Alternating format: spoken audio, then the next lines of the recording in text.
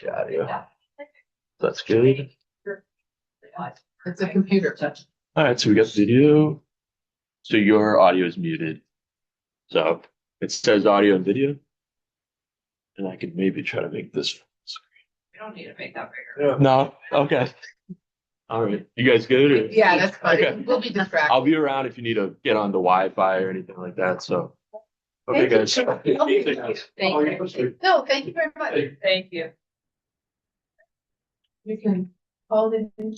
Oh, yes, I wasn't thinking that. So, let's call the Saturday, May 2nd, select board retreat. Order is 8:33 a.m. So everybody, I want to introduce you to Jeff Nutt. Oh, chairs. Morning.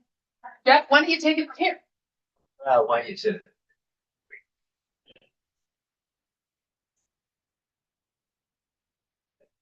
Where is this pop? You're not set. I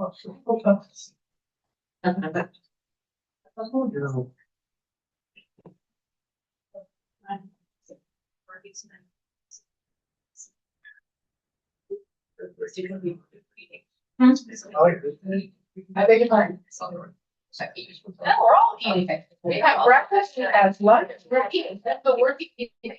Yeah, that's why it's a retreat. Okay, I'm eating. Yes. Yes. Yeah, I can make it, yeah, a little bit bigger. Good. That's great. Good. Yep. Good. Anybody need it? No, not really. I had it open for my agenda. Phillies, I don't actually. I kind of notes everything. Good. We're great. Good morning. Couple folks that's eating for the first time this morning, so just for just before, but just my background in local government and doing this. Started on a finance committee in 1976 at Eastman. I was on chair that slept and lots of other committees and commissions. In 1980, I became an administrator, but spent most of the 80s, through the early 90s, doing interim administration work, went town to town and filled in. Back to North Reading and Stone. Did that as well. And in 92, I went to Stone permanently until 2001, went to Franklin, 1 to 19, and retired 19, and currently on my 9th, I guess my 20th interim assignment now. But before I retired, and since I've retired, so I've been lucky to work with, be on, accomplish select like wide variety of issues and problems. Great boards, dysfunctional boards. So I started doing this in 1988. So do a handful out here based on a phone call. So hopefully all that means is I come with a pretty good perspective. But as I said, you'll see some things appreciate.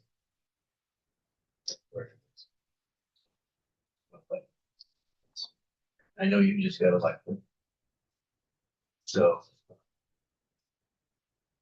ran for office, get elected, went to the clerk, right, morning, gave you a seat, you signed. Tell me about the rest of you. On the job page. Yeah. Here it is. Yeah. Here it is. And that's, the issue of all elected officials. Yeah, you guys are on the big hall. But once you big seat, job gets a little hard. It's harder now than ever, like 50 years. Just like the world. And so it's just part of that. So you run as an individual, but now you run. Team doesn't have to always agree, but that's how you can succeed. So that's a little bit about my background. Before we get going, any questions? Want to do a little exercise. Folks, just have some fun. Test your knowledge. It's Fun, fun for you, fun for us. Oh, God. It's not fast. The knowledge. Okay. So Yeah, you, wait a minute. so you get, you gotta do it individually, but by yourself first to get 3 or 4 minutes. So, so, All right. Thank you. Very much. Oh, goodness gracious. This is like. Oh, this fun. already looks awesome. Here, Sharon. Pop quiz. so pop quiz, see how much you know about the Commonwealth, where you live, work.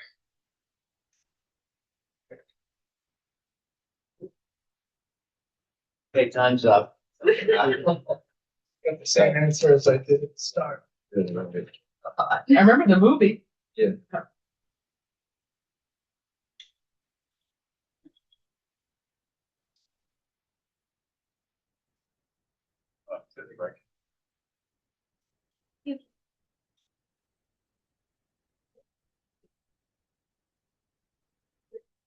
I don't know anything.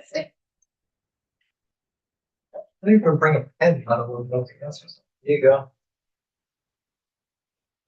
And I got one. I really should know, sorry. I guess so. There's several. Yeah, if you don't know it right away, keep moving. It's not gonna come to you. This steak beverage.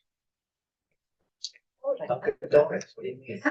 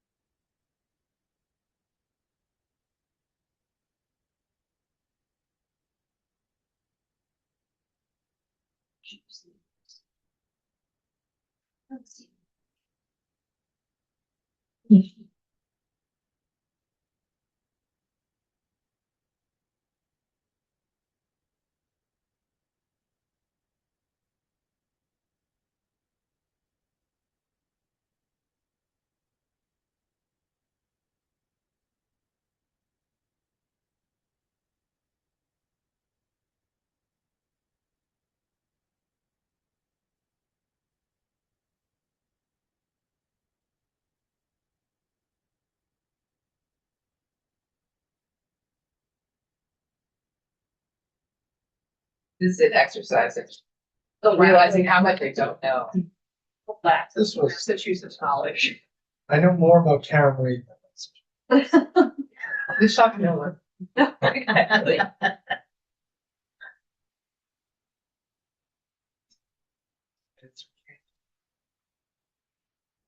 Yes.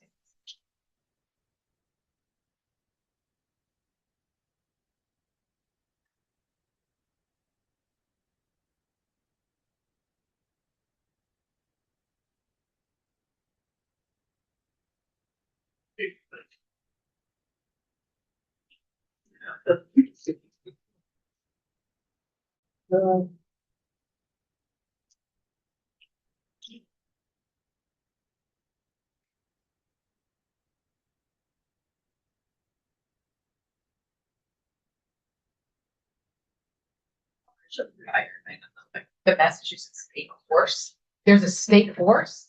Yes, Who is the legislator putting this through? I don't think it matters. Very much. I don't even know that. Mr. Ray. That is. And I was on the front. Right. Maybe some help here. And sports what's up. We don't need Sad, to- sad lives. That's why you need to check your computer. That's correct. Oh, yeah. Yeah, You wouldn't cheat. I don't call that anymore. Oh, yeah.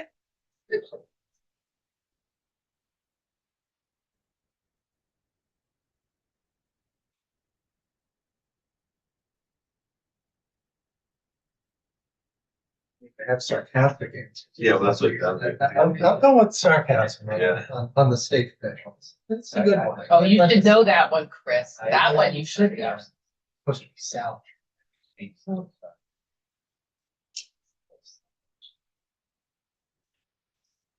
2 more minutes. 2 more minutes. Yeah, because you know.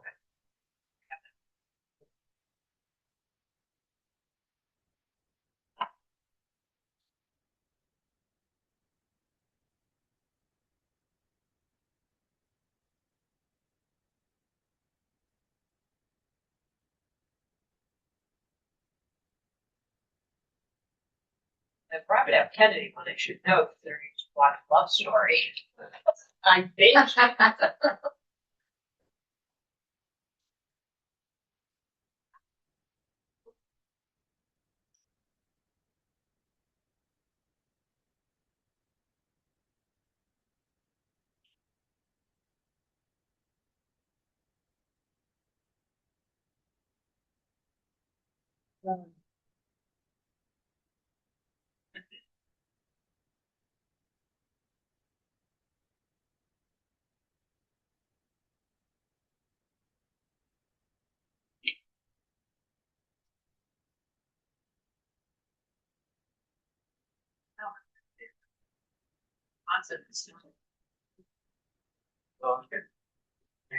That's for the answer.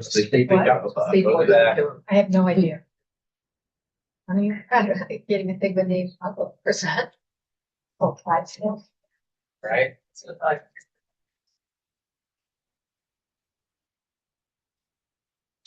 So if anyone wants to know, you always pass that jail term on C Street.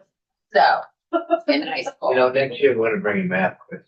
So, oh my God, that would be great. Good for budget management. Good. Feel like that's. I can do that. Pretty sure. So I answered pretty correct. Great. You're all set. Yep. I mean, it's good. It's good. Okay, so now, everybody's done. You put your heads together and now see how the team. All right. Oh, what's good. First one. You're gonna write it down, so you know.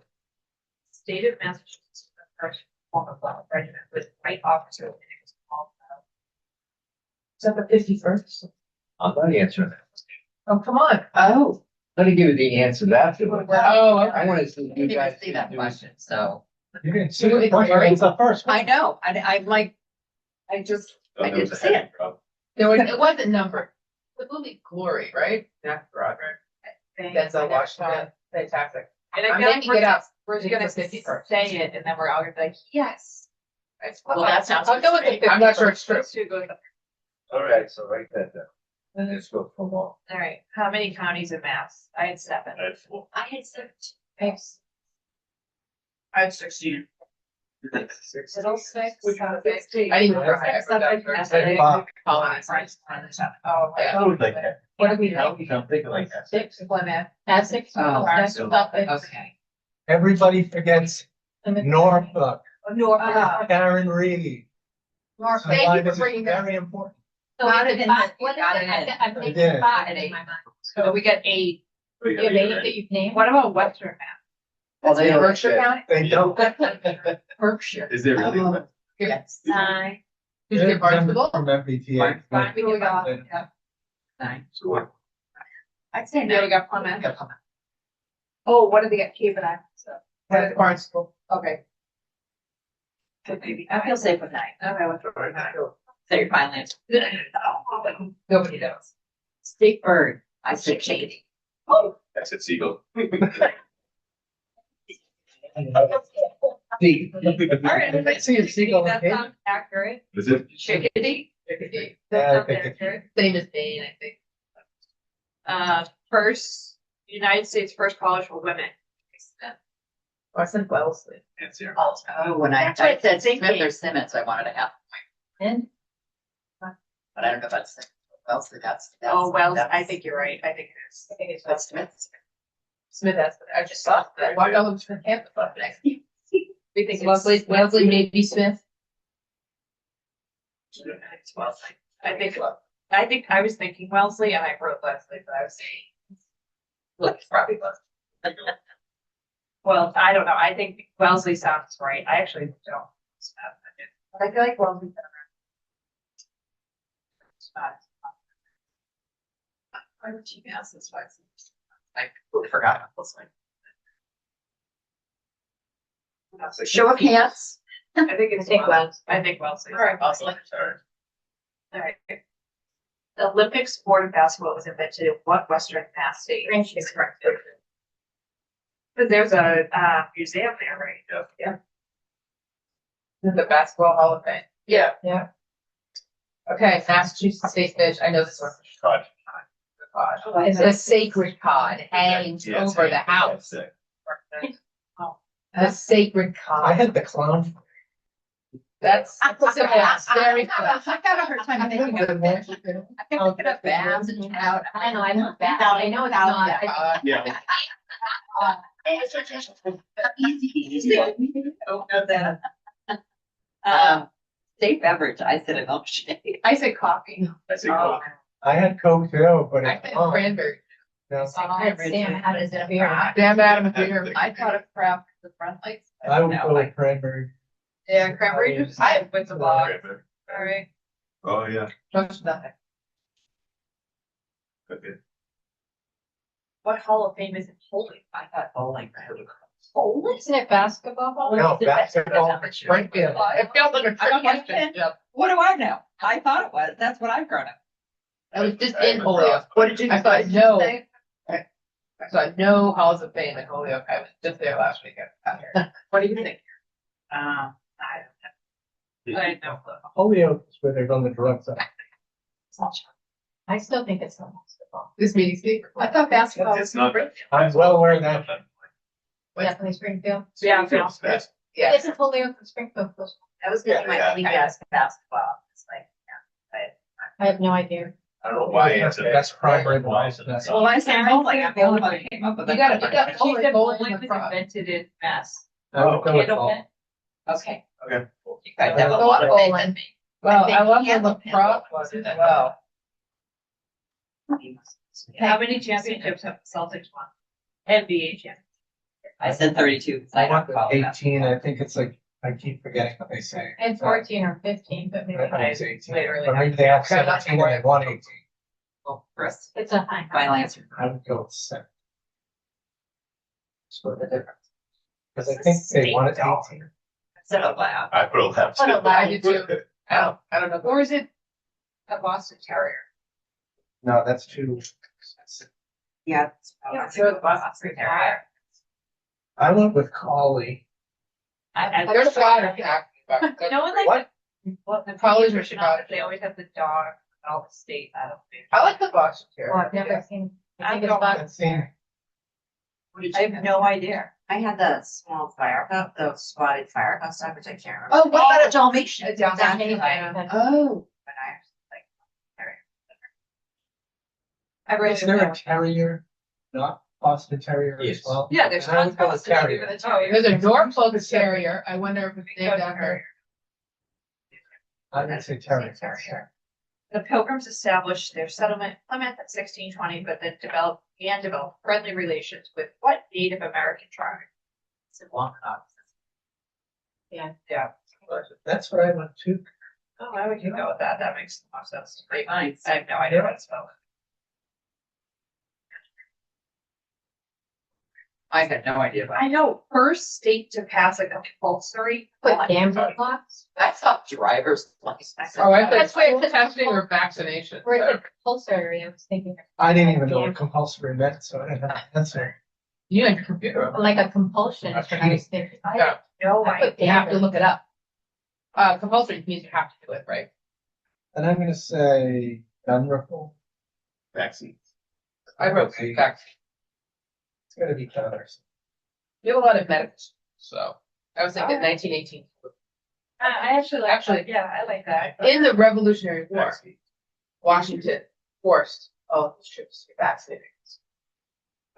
Actually, it might have been before that, actually. Oh, yeah, I like vaccine. That makes sense to me with all the. I feel like Jeff could swoop in and tell us. I have a feeling we're gonna be so wrong in all of these, be like, oh, yeah. We'll be humble. Good way to start a retreat. Next time we need running.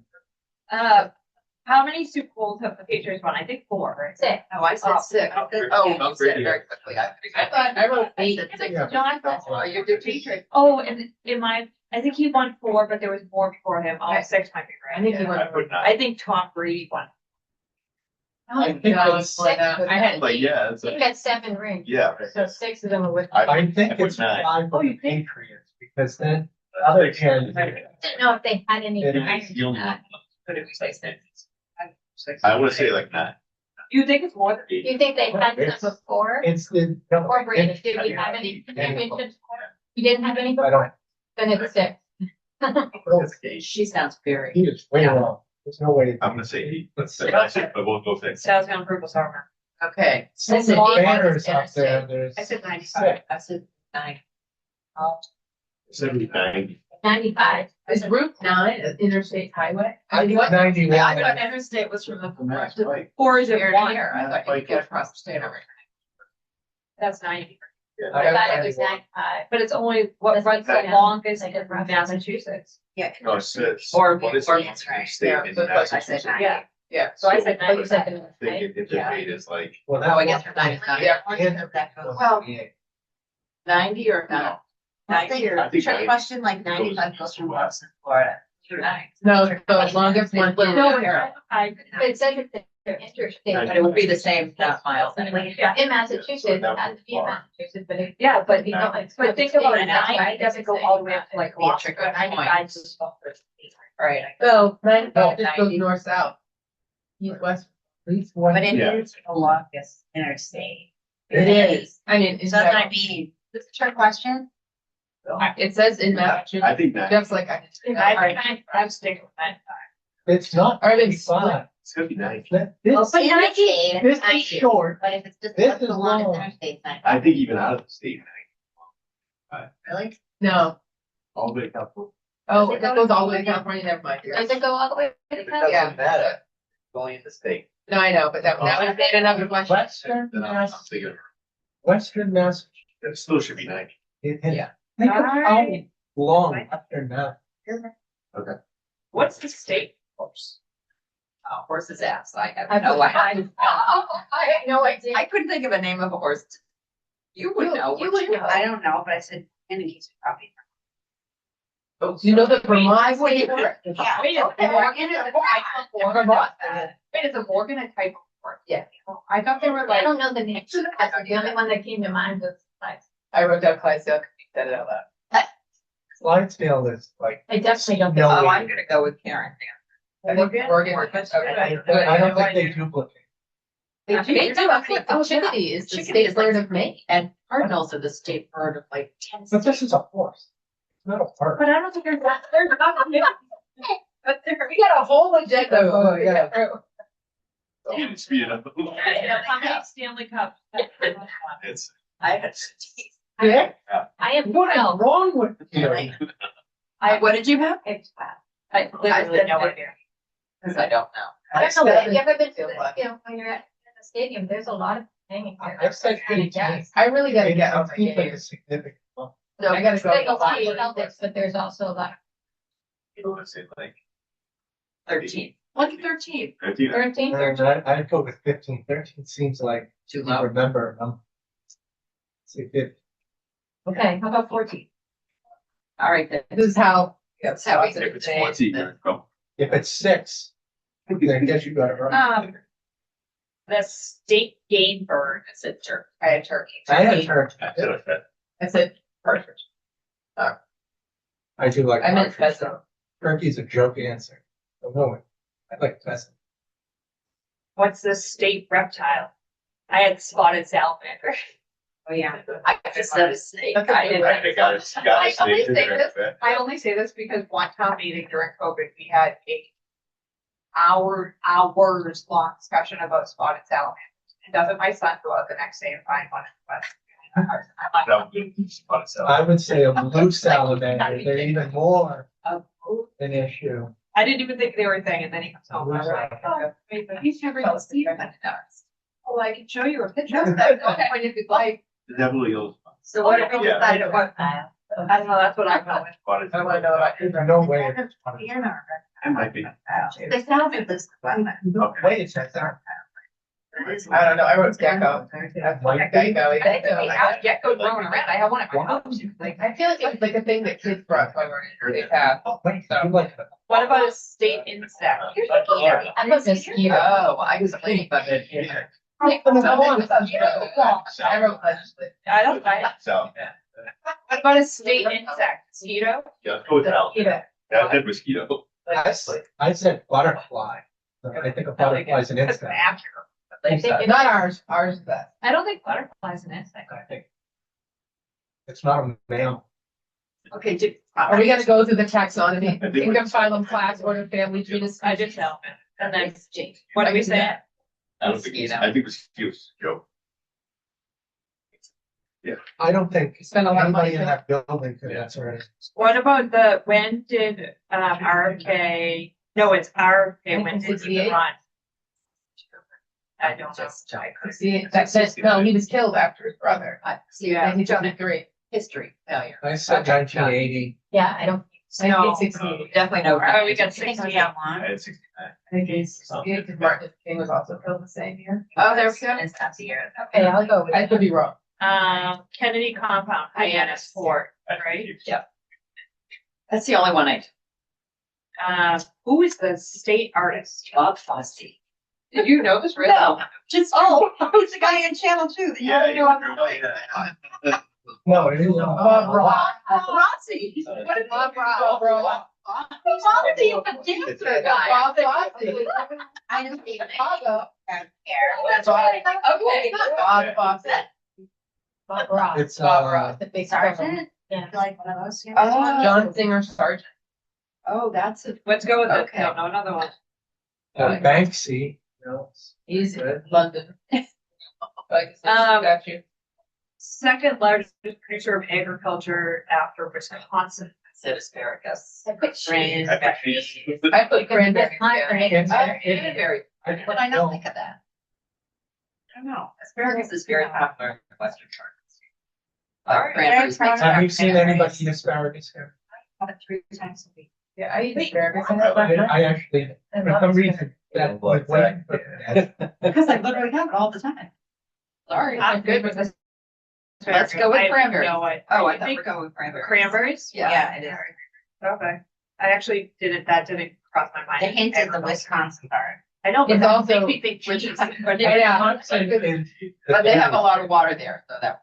Alright, the Mather School, founded in 1639, is America's oldest public. Pharmacies. But I I don't know what it is. I've never heard of it. Me neither. Pharmacy schools. Pharmacy school. school. 1638, in 1639, I think they were still treating medication, was, bloodletting and stuff like that. I don't know, sort of pharmacy. They had to start somewhere. They had to start, they were mixing potions there. Let's try it. How many times have the Red Sox won the World Series? I have Not to enough. 3. Aaron's. I don't have any. That's fine. I Sharon have to can read be in on Alright. that. And state tree, I had time. I don't. Oh, I had, oh. I have Elm. Oh, Elm's a good Yeah. one too. I think it's Tree's fair, definitely kept a theme. What's the question? What'd you put? What do we, Oak, elm, and Pine. pine. Birch, what about? Birch, but it's not birch. oh, You know, it's not birch. let's go with oak. Okay, here Sounds we good. go. All right, that's been waiting. Right. Yes. So you were close, 54. 54. Oh. Volunteer, right? Go to the Boston Common, there's Yeah. a big bathroom Got at 54, right? The How many bog. counties are there? 14. Oh, Karen. I wrote 13. So you probably missed Dukes. Oh, yeah. Dukes? Yeah, that's, A lot of Yeah, that's right. and then you have Berkshire, New Hampshire, and then out west. We only want one of Okay, those. so then you know, all the ones in the east you mentioned. We but want the whole west side. That's said up 13, north, Look. your way. So Yeah. there's 14. Okay. State birds, the chickadee, you got that? I got one right. The First Women's College, Mount Holyoke. Oh. My Okay, daughter lives across. you got basketball Fall Springfield. The cod you got, cranberry juice you got. The volleyball Hall of Fame. Volleyball. How did I not know?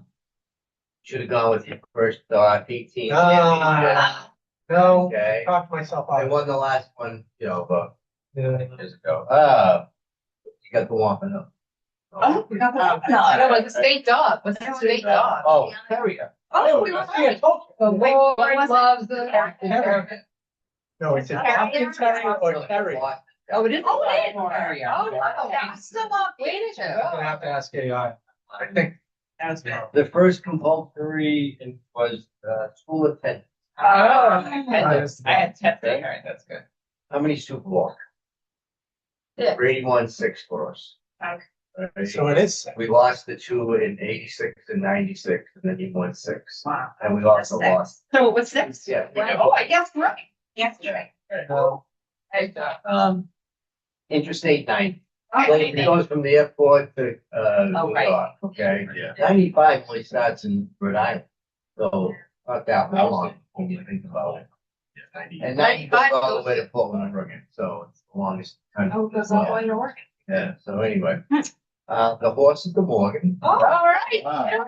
Good job. Stanley Cup stick. oh, we had to stay off.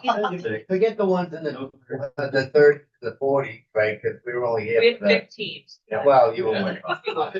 Very wishful. You're right. Yeah, the state bird is this group, wild turkey, no. Oh, wild turkey. Wild turkey. There you go. The garter steak. Oh, Yeah. you were right. That's right. Look at it. This one, I know because I live in the town that came up with the ladybug. Oh, it was ladybug. That's ladybug. You stick to your guns. Yeah. 1968, you're right. Oh, okay. June 5th, and Martin Luther was killed in Yeah. 68. Yeah. I asked what you got. Yeah. Norman Rockwell. Right. That's. Cranberries, absolutely. Oh, that was a good one. Producer. The Mather School is the first public elementary. I love that. Right. Sox have won 9 times. We had 3. I mean, they won 3 in the last 20 years. But they won in 03, 19. Oh. Yeah. You know, and the elm tree. Oh, that's right. You had elm, yeah. Right, elm. So hopefully. Wow. Yeah, right. There you go. Well, that was, One right on. that was hard. Good job. That was fun. You asked for fun. I did not. Jeff delivered fun. Anyway, Thank you, Jeff. that's this end of the. There you go. All right, so cool. So, because again, remember, and just to reiterate, when I work with boards, one of the things in Commonwealth, every board in every town operates a little bit. If you're on the school committee, it's the state law. This is what you get to do. But, different charters, different home rules, different bylaws, different history and tradition. So getting what works with what works for you folks based on a lot of those things. As you know, we spend a lot of time on trivial things. You have to do because in 1843, someone passed a law that the select board select board now have to do that. So if I ask you what the 3 most important jobs of the board, I will say you're great.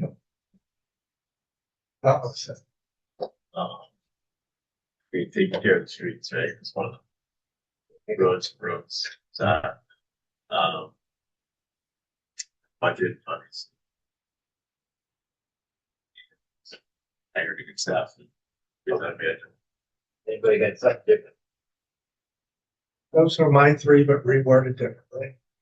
Just they take care of the residents. Sorry? Take care of the residents. Manage.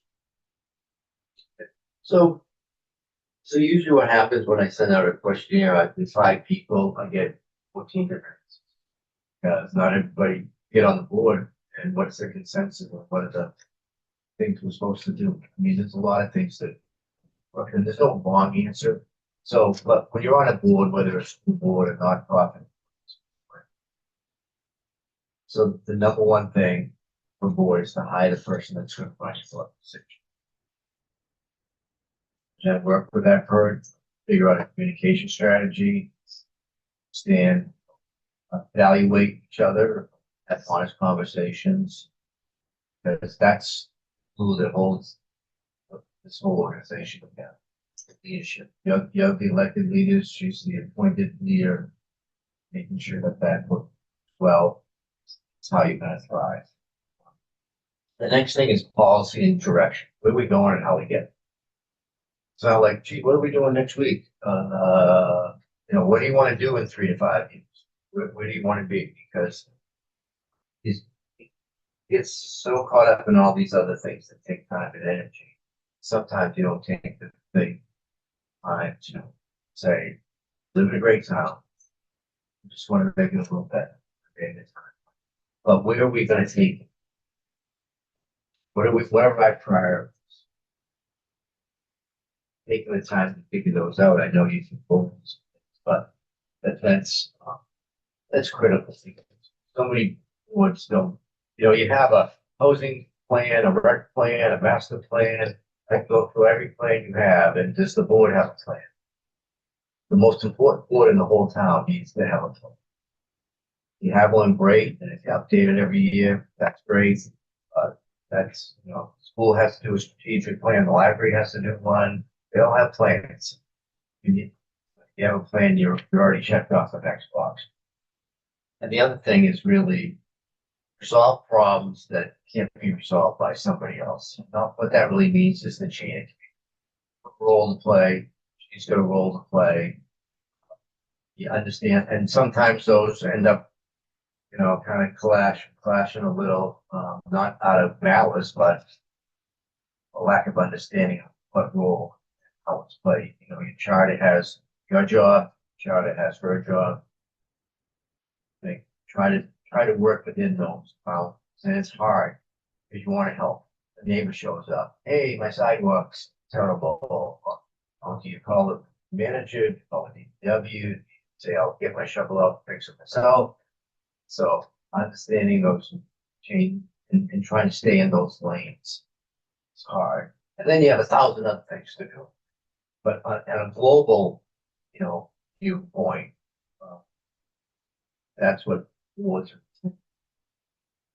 Second of all, you all run as individuals, then you join a team.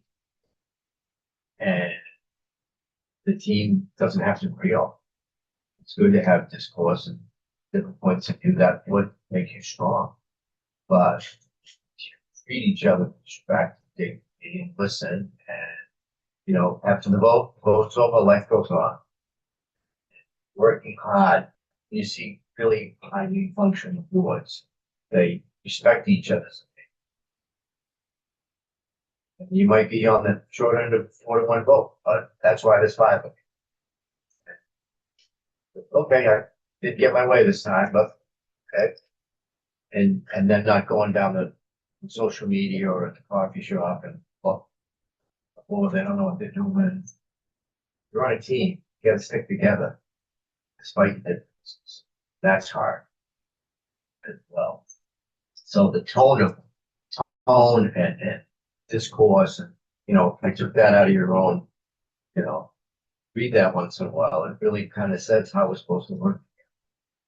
So questions, comments, ideas? It's funny you mentioned the word team a couple times today, and one of my big notes that I feel like it's the wrong way, but I feel like it kind of fails as a team. And I think this is a really good way to start. And not any particular person, but I feel like it's been stressful over the last 10 years or so.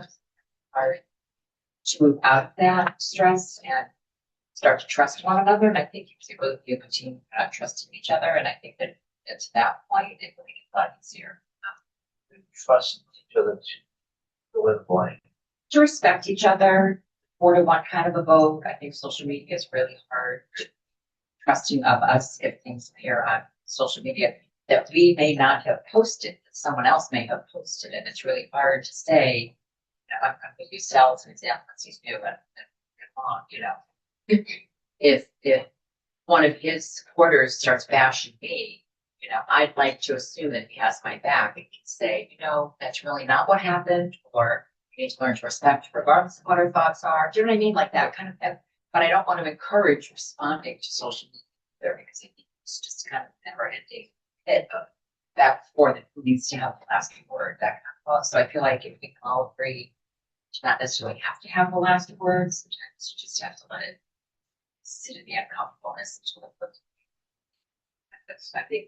But it varies for the same thing, and just feedback with that, so on. They get paid for Yeah, it's a little, it's a little hard to hear. that. So that right over in here. work, I manage 200 people. So problems all the time. So they Jeff problem about Chris, and I say, okay, well, me and Jeff aren't going to solve your problems. Right? So I call all three of us, or I'd say, you know, hey, I'll be the mediator, and I'll say I'm in between them, and I'll get the right story, and then if it doesn't solve that, then I bring people. Right? But communication is the key. I think, you know, if none of us talk and say it's not gonna help anyone. Problem, that is what we. Yeah, well, yeah. That's the caveat of being on the elected board, is that does bring a tricky dynamic to solving issues sometimes, I feel like.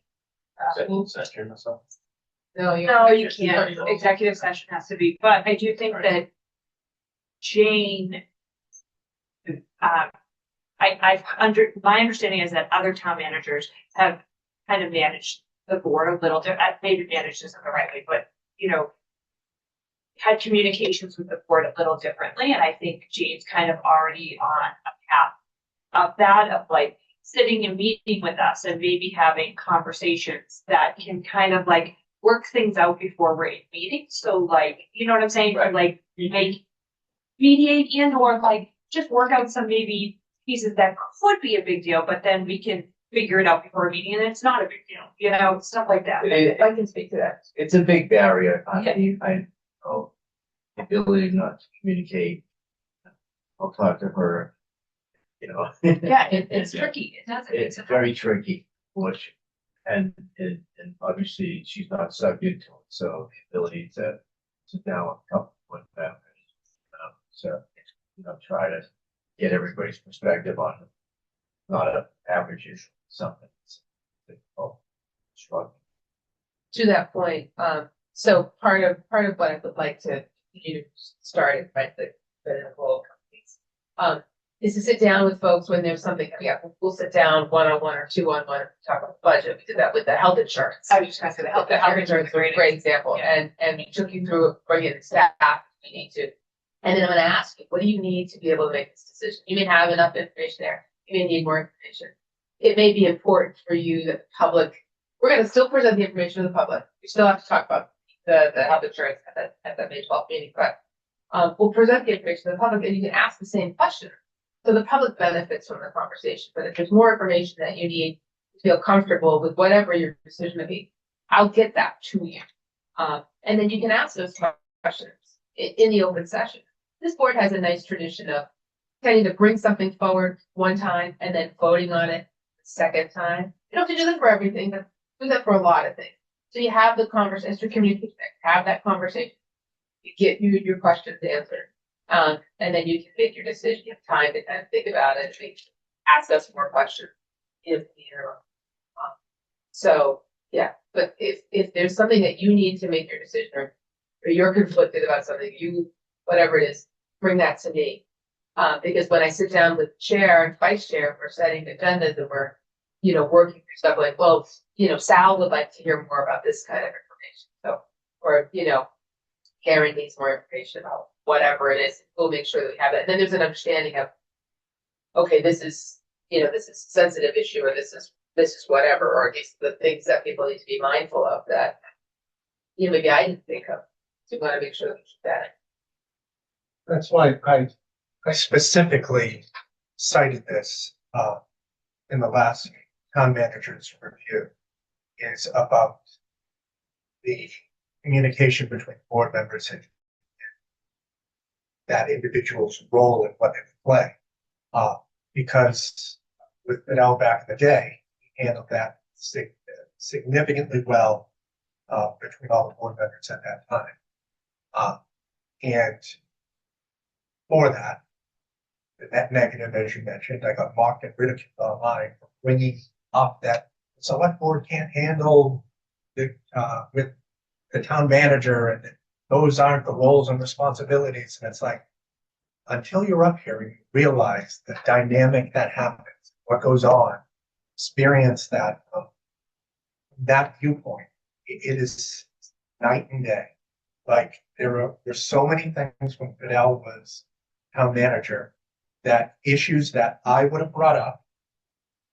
Listen, I bring up stuff all the time that he handled with me, and then had it squashed, corrected, or worded differently. And then the meetings were public or whatever, and then I didn't have to complain about X, Y, Z, and vice versa. It's not always just my way kind of thing, but he would kind of navigate, things to have a very productive meeting, unlike what has recently happened.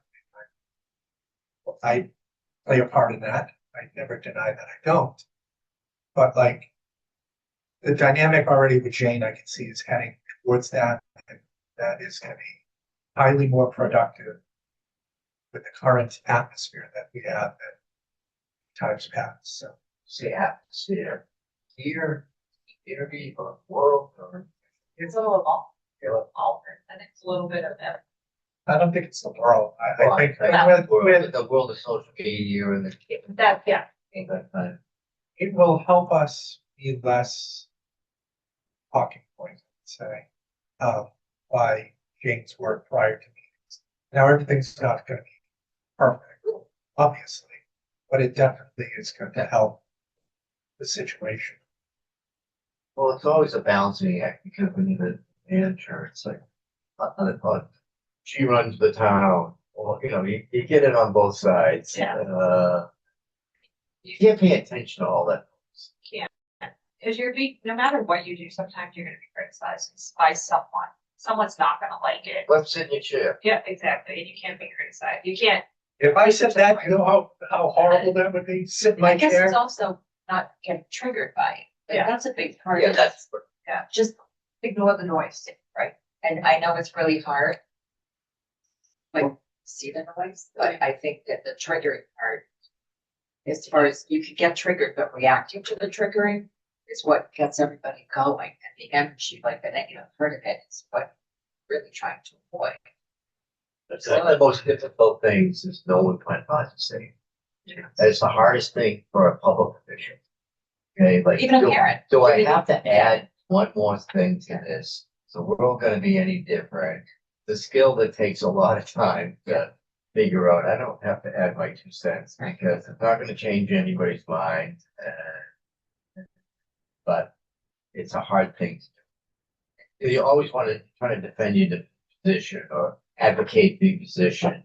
You want one more bite at the apple. I've already heard what you said 6 times, so. Yeah. Trying to Yeah. practice that skill is a lot. Great. So is there anything that this board, if you were sitting here today and say, over the next year, there are 1 or 2 things you can do differently? As a board, at a meeting, you talked about having facts.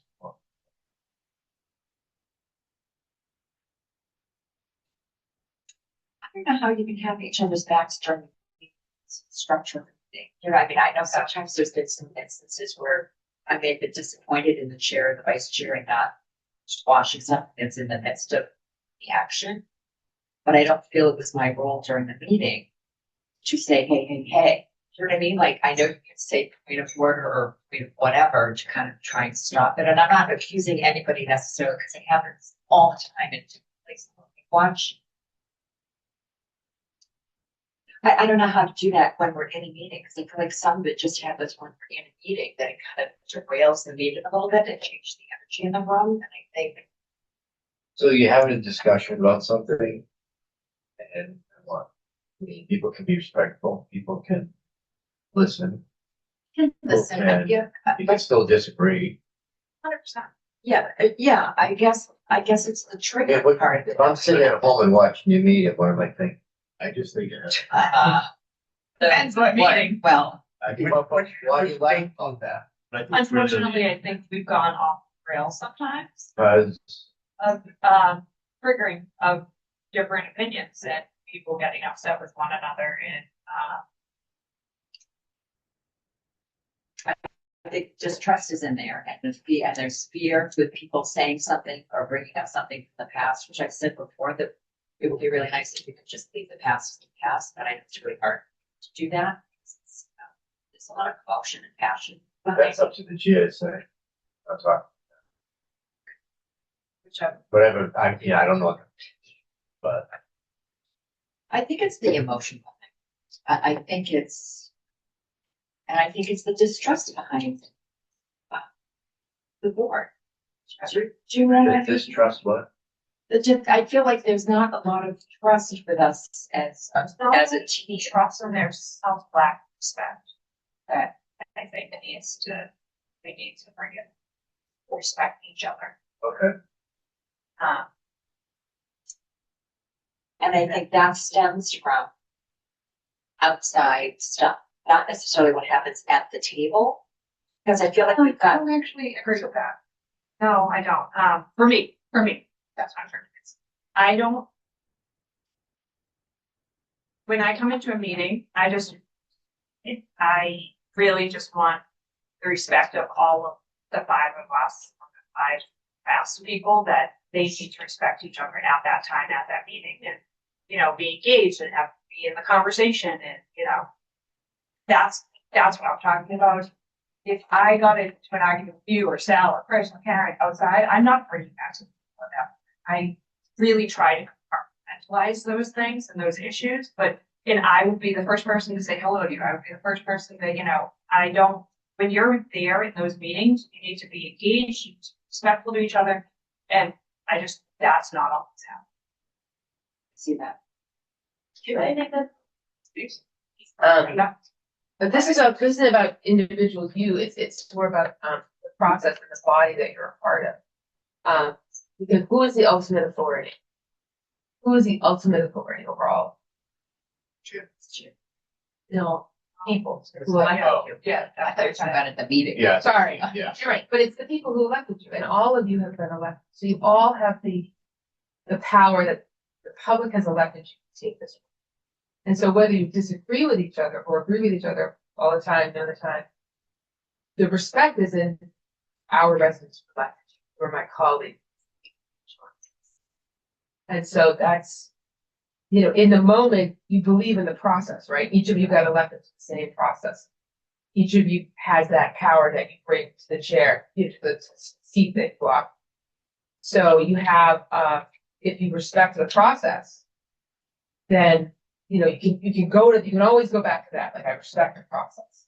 I respect the people that put each of us in these chairs. And so you all have a role to play. You're saying what you believe in. You're following that. And if, to Jeff's point, if you're the losing end of a 4-1 vote, that's okay, because the public benefited from the conversation. And so as long as that's kind of the guiding principle. And I totally, You know what I agree, mean? 100%. Yeah. I guess I know for you me, the only piece of that is that I do respect the process. I do respect the residents, but that still means that we also have to respect each other. Right. We don't have to agree with each other, but we have to respect each other. So as the person running the show, if someone makes a comment that you believe is disrespectful, it's like gavel. It will be. I've only been a chair. We want to practice now? No, I have no problem. We did not I work a gavel. I have no problem asking. Yeah. And if we have to take a 5-minute recess, that was one of the things that stuck with me last time with you. Then that's what we'll have to do. But yes, it will be gap. So any barriers to the individual here? To not people and that's to be respectful and each other.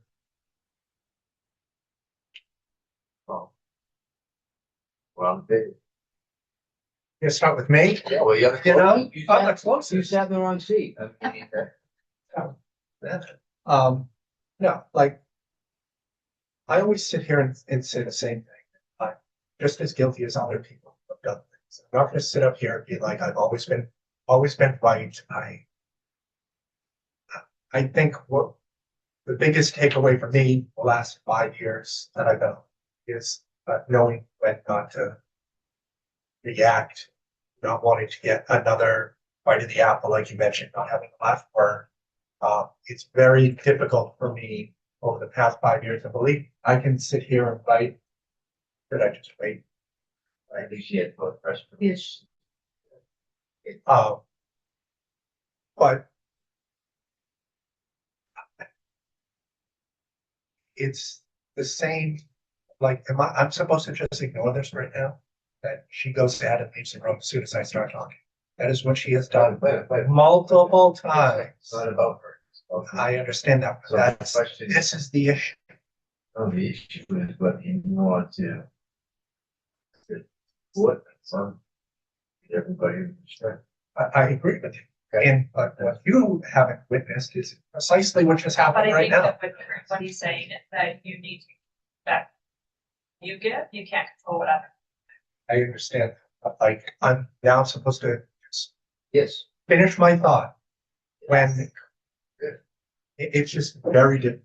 It's never reciprocated. But for my very first meeting I ever attended, if people could go back and look at the video, the vote for chair ended up being 3-2. Karen getting elected to chair in 2020, my very first vote. And the very next thing that I did was did the acclamation vote with Ann Landry, and voted for Karen for chair. So, What do you move on? it's the history that I have that is semi-public, etc. It's hard to convey that, to realize you're supposed to move on. And I understand you can't bring up 2021 stuff, but it's extremely difficult. It had to do with my family at the time for me to move past that. And for me, like one of my biggest faults is I typically don't forget anything. Someday I will. I do forget if I lock my car. Yeah. Long-term stuff, I don't forget anything. And it's very difficult for me not to have that anger and fuel behind the words that I'm saying when certain things happen. And I want to move on. I do. I am very happy that this situation is happening right now. Not this current one, 5 minutes ago. Very happy. And I think that this could be a launching board, especially with Jane just taking over, for us to be all rowing in at least the same direction cordially. So you have one. I understand it's very difficult. Stick to the topic. I All understand. you have to. Each topic, that's all you have. It's just, And no matter what she or she says, you still have time. it's just very, Yeah. Can I just say something in the moment right now? of course. Would it bother you if I got up this morning tonight?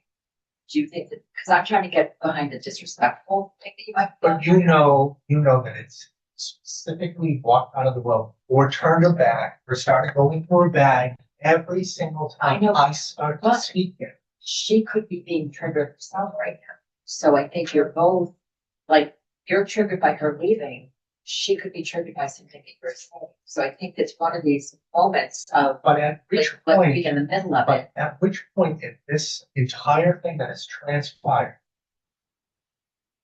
was that warrant? Did I say anything? But it's not for us Nothing. trying. I understand that. You know what I mean? Like, for us in this moment, like, your thought, we'd like to hear the rest of your thought. So you being disrupted by her, that's the kind of stuff that I'm hoping that we can block out, because sometimes things happen. Sometimes my phone may buzz and I have to run out. I mean, they have nothing to do with you in the moment. And so that's really hard to figure I out. understand It's that hard. because there's no, And it's hard to figure, but, but right. with you and I, there's no history of you doing that. I think that's her point, though. I do think that that's Karen's point, and correct me if I'm stating, but I think what she's trying to say is that to be a functioning board, especially at this time, right, which what we're going to discuss later on this agenda, feel right, is that we need to forget some of the history because we need to be a functioning citizens of this town. Not easy, totally get it. And it'll be the hardest year any of us have been on, even though it's his first and my second, but especially for the senior ones, like this is probably the hardest year you're gonna have. All the specific override. Right. Sure. Yeah, Correct, Yeah. but that's Yeah.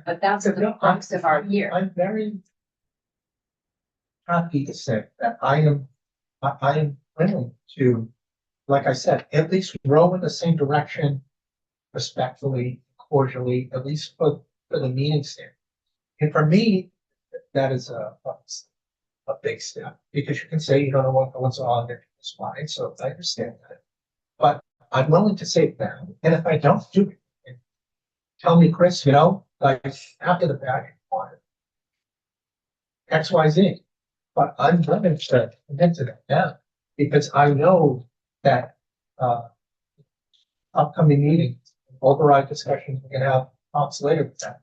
It's going to be extremely problematic for all of us.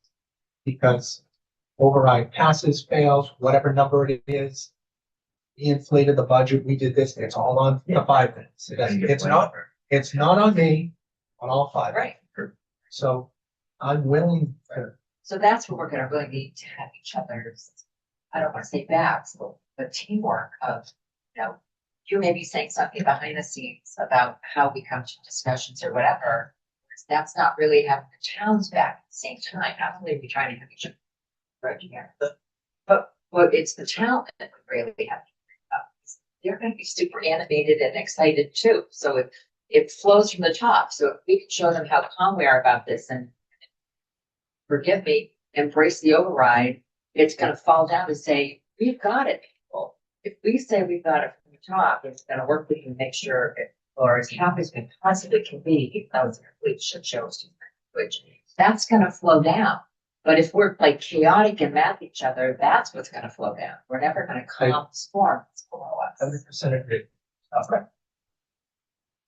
Oh, What was the original question? the various, yeah, I have. No, what everybody's gonna do. Yeah. No, going forward, respect, like, the difference in agreement, you know, you spoke about the override, you might get the point. Some people, I don't wanna have an override that's big, I want a little one, or I want a bigger one, the board's gonna have a lot of big discussion. And any override with anybody's ever been, it's a really difficult path to figure out what's the right thing. To ask for and why, and then, right, everybody second guesses, yeah, well, you did, you know, because they're all experts. But, you know, so, That's the second thing I never could say. yeah, right. I should be keeping track here. But just, so I was just going around the room to say, if everybody's on board, you happen to be the first one. But I don't plan areas at all, anybody. I can work with anybody. I've been in big book, very difficult conversations. No, as Jane said, the town elected us, right? And I'm here to work for the whole town. I don't know if it works for me. Yeah, it doesn't make a difference. You know, it's absolutely no difference. You know, work for the town. Just get best. Yeah, no, I have no barriers of having conversations or respectful. I think sometimes there's a difference between, like, just because you disagree on a topic, which there's 5 of us here because we're very different people, doesn't mean you can't respect the other person's opinion. And I think that is really important, especially going forward in the next couple of months. We need to make sure that we need to work together, compromise, respect each other's opinions, because that's how all the work's gonna get done for the town. So. I say one more thing. Yeah. So, I mean, in respect, very high scale, right? So, if I'm on the board, I'm not acting respectful to anybody else. I don't want my children to see it on the screen, right? It's televised the whole town. My reputation is any squad. So I'll back. I don't really have any squabbles with anybody because I don't really have any history of being on the parking committee. So I'm used to people hating. Thank you. A lot of people hate parking people. Free, I don't hate you in any way, shape, or form for that. A lot of stuff. I not from you, not from you. Not from anybody on the board. It was the public. Oh, yeah, no. But I had a great time on it. So I figured if I can have a good time on the parking committee, this is easy. Yeah. I try. Joke's on you. I've had a great time. I can work with pretty much anybody, and I know how to keep my mouth shut.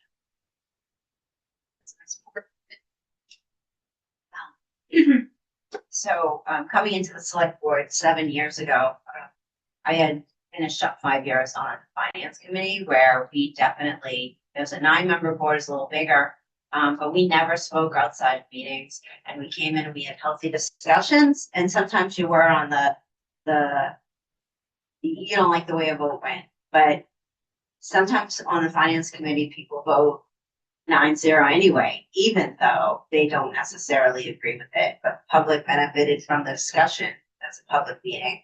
So it would be great if this board could focus on that work as well, in that kind of respect. And I completely agree with you that residents elected us. And you also mentioned, somebody mentioned the discuss and vote policy that we've had for years and years, but last year kind of got put to the wayside. It does give the people who elected us time to weigh in. And I think that's an important part of acting as a team and having that kind of decision-making flow out to the community and have the response that we want.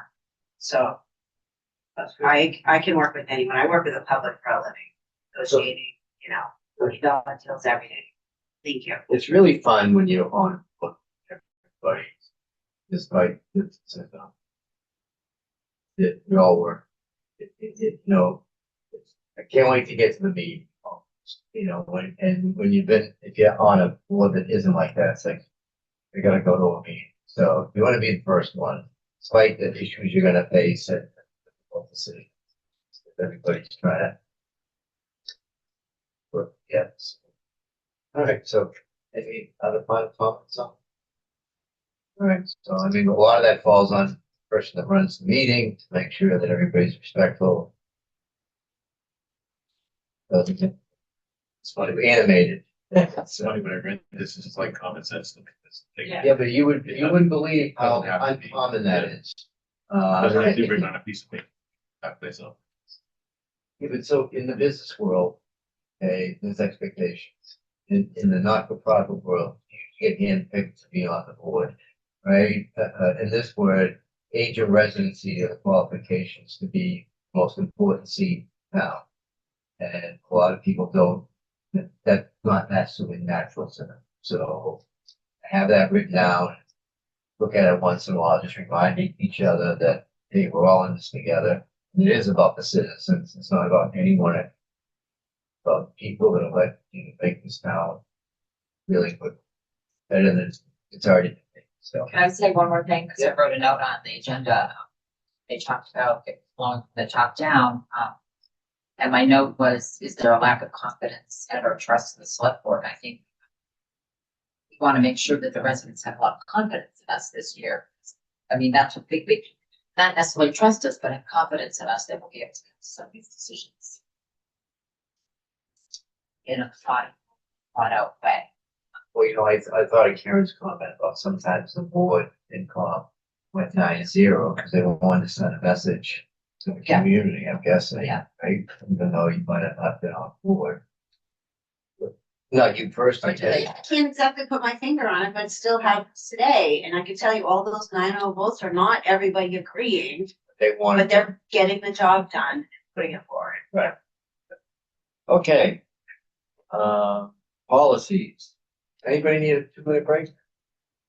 Bio breaks. But look at you guys, iron, ready. Okay. You had only one person sent in and chairs. So I thought on this bed.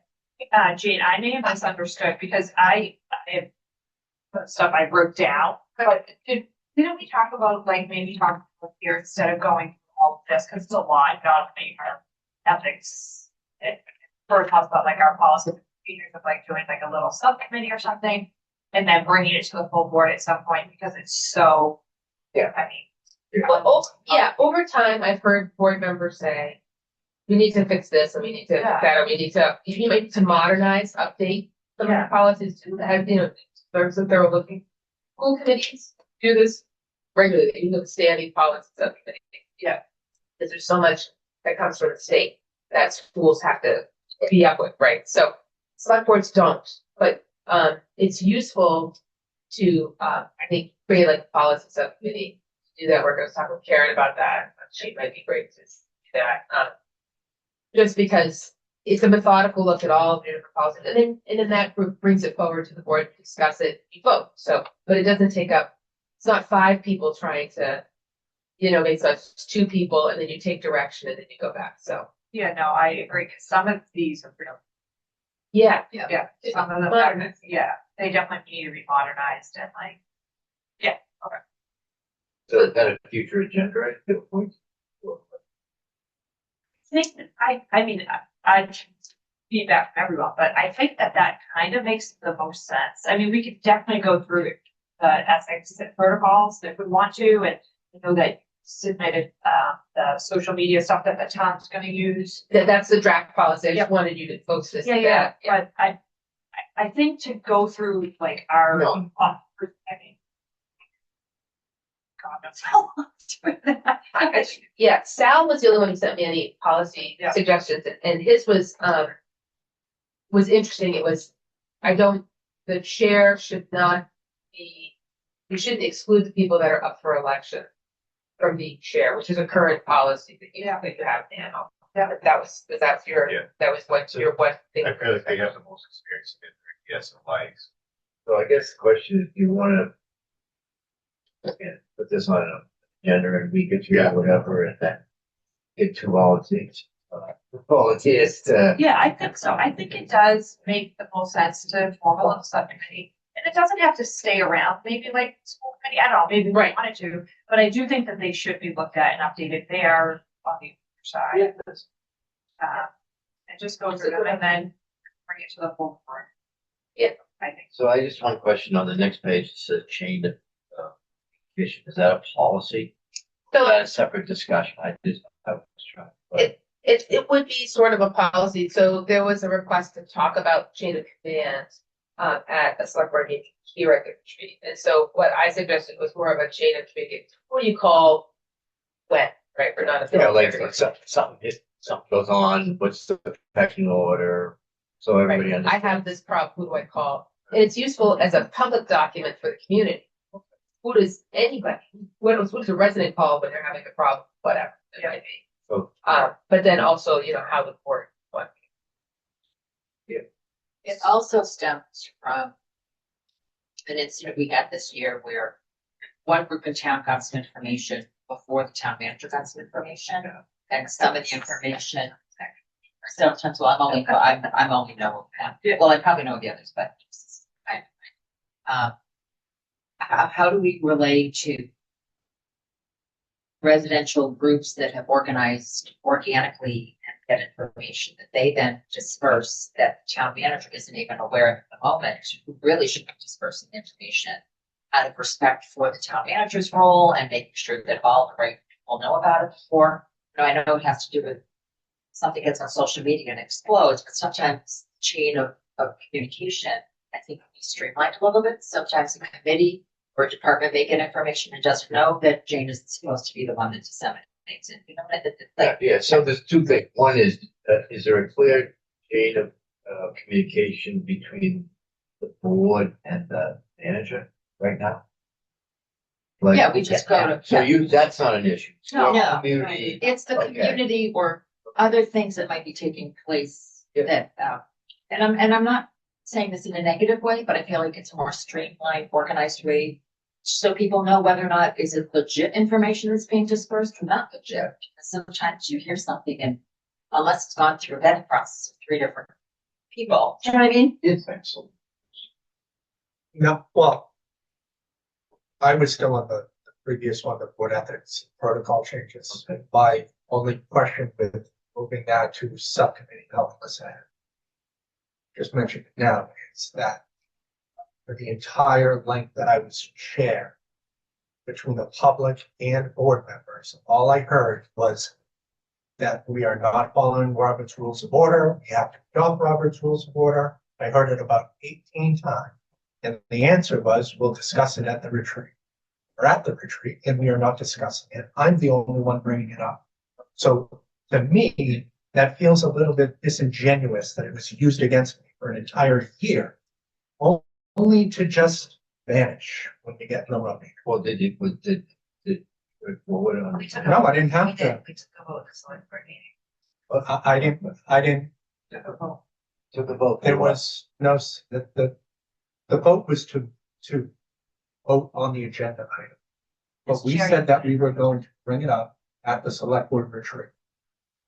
We're here. Lisa. That was a No, it's the entire year I was chair. I heard it every single meeting. Somebody got paraded up, trashed me for not following Robert's Rules of Order because reasons, even though I was following Robert's Rules of Order, any other way of conducting. No special thing that I was carving out that randomly didn't apply.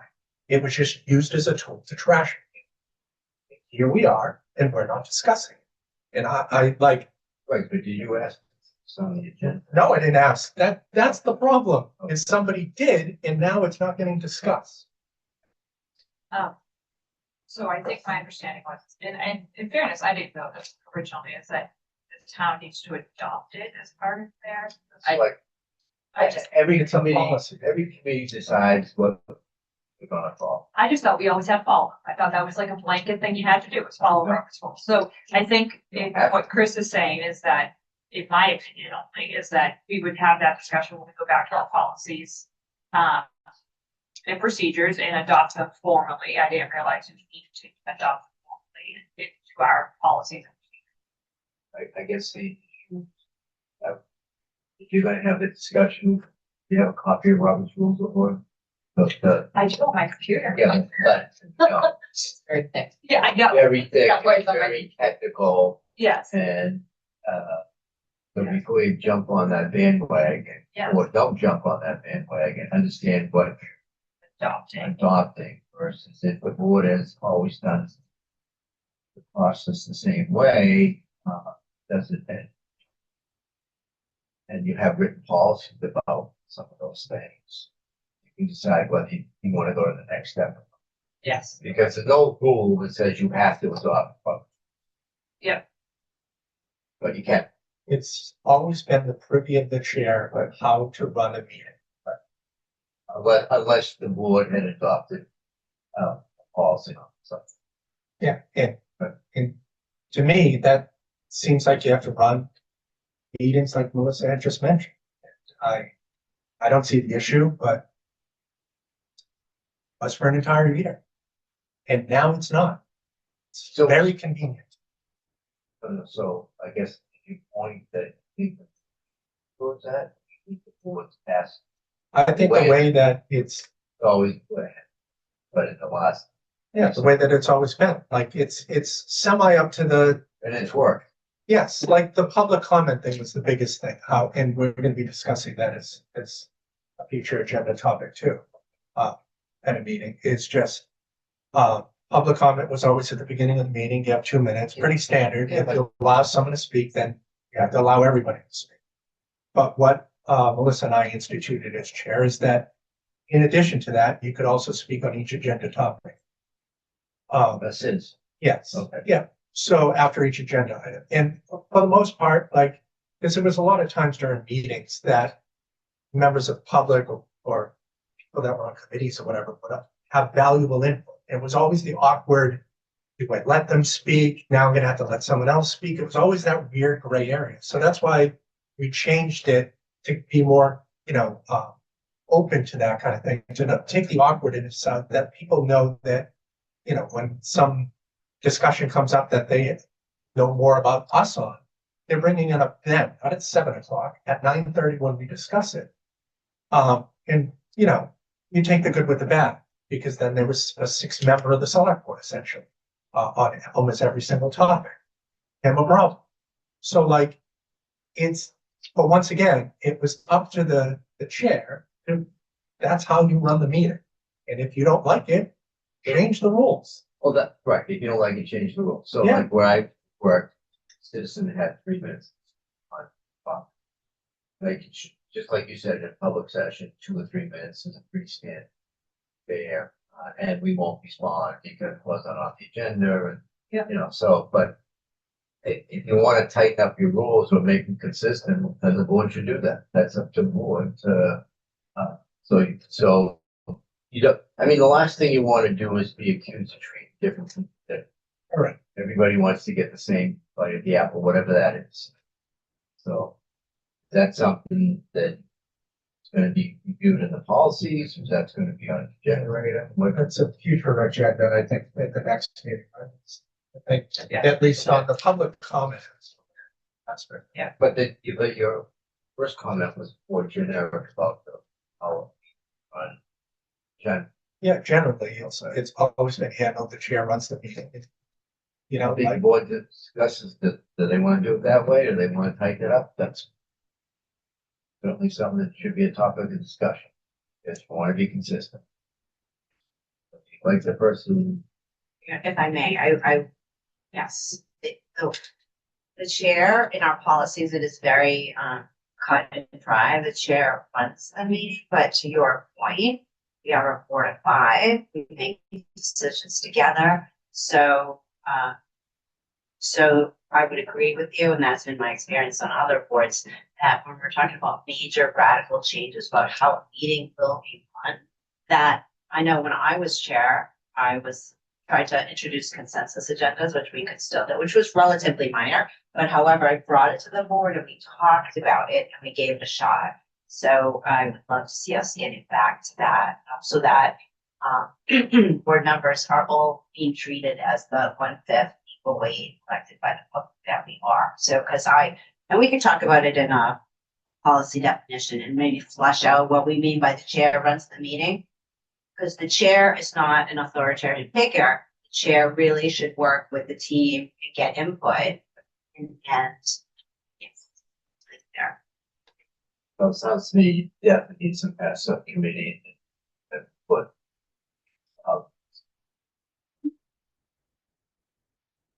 So. The work. Decide that at the next meeting. Well, I don't know. May 12th. Yeah, we'll put that on. Okay, Yeah, we have to be next week. sounds good. And then that's also that we have a meeting in my office or a room. But, set aside time.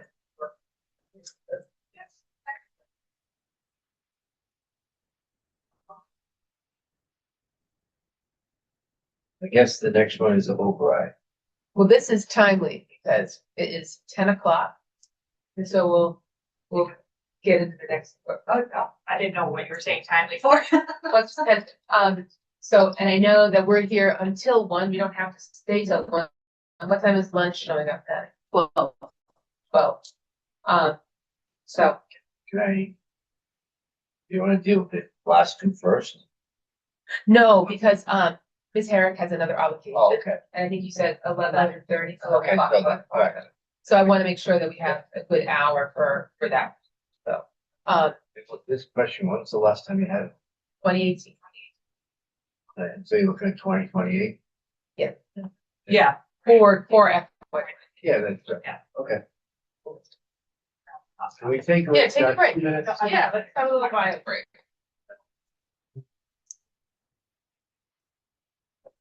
I want to mute that. I get all the Instagram. I'll get you. Like, it's up there. Take care. Back Oh, shoulders thanks. and psychosis. Really? I don't get that. Oh, I don't know. I'm in like the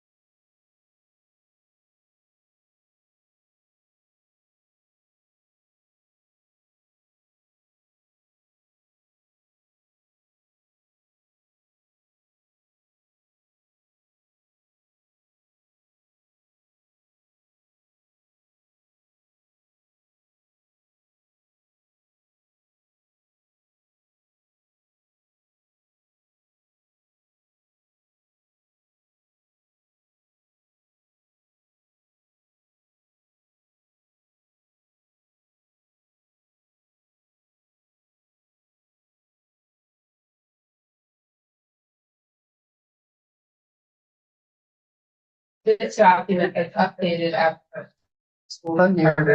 But we'll take you through it. Get the point. You don't need it? No, Thank you. I'm just saying it's a fun one. It's fun. But the numbers now, you literally got to say, everyone, I remind you of fund.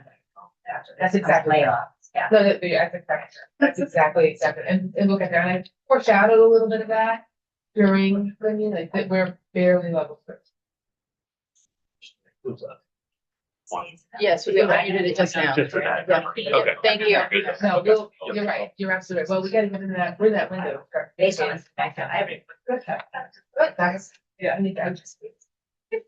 Yeah. Like. No, I said I haven't looked even at the packet yet. No, yes. No, Oh, right there. oh, That. No, we're not giving it to you, Sally. yeah, right. So, Madam Chair, before we get onto this conversation, there's one thing. I need to ask for an executive session next week, either Wednesday morning or Thursday. It's pertaining to litigation. So we have a little bit of litigation. And Yeah. Please. that's when council's available to do Wednesday morning or Thursday. You can be on Zoom. Yeah, it'll all be, Yes, it'll be yes. Zoom. It will probably be fully.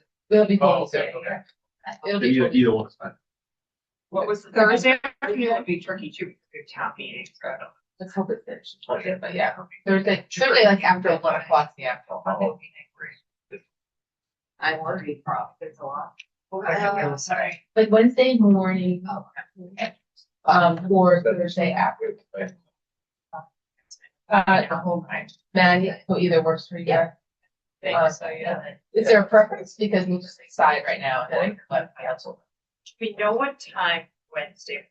Last night, either. We could do 9, we could do, Karen and I meet at 9 on Wednesday morning.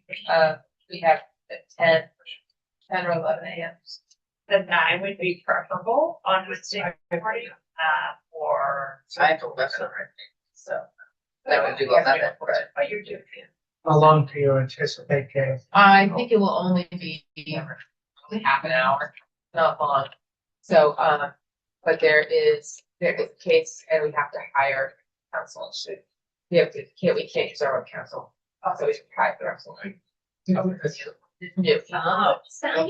Yeah, recommendation, recommended by counsel. It's the new counsel. No, I mean litigation.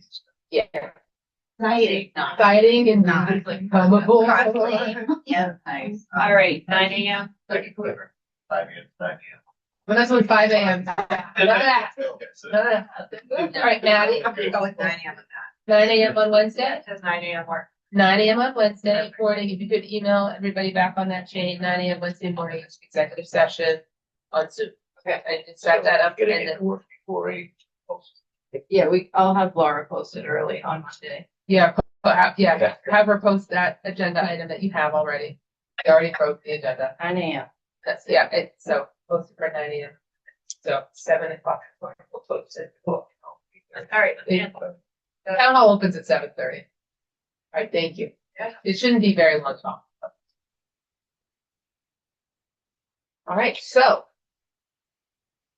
we're going to take you through this override conversation. Sharon, I have asked her here. She's been hard at work. And as other members of town staff have, to start looking at what FY 28 is going to look like.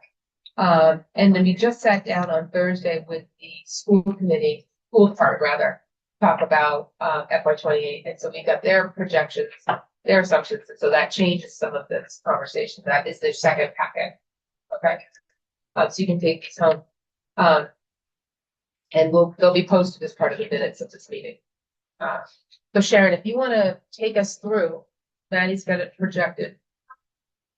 For the next, this is just this. And I think you're gonna have to speak up to get over this sound system, the air exchange. So all of you at town meetings, you all have seen this slide. This is just what we had at town meeting about where we are with our reserves.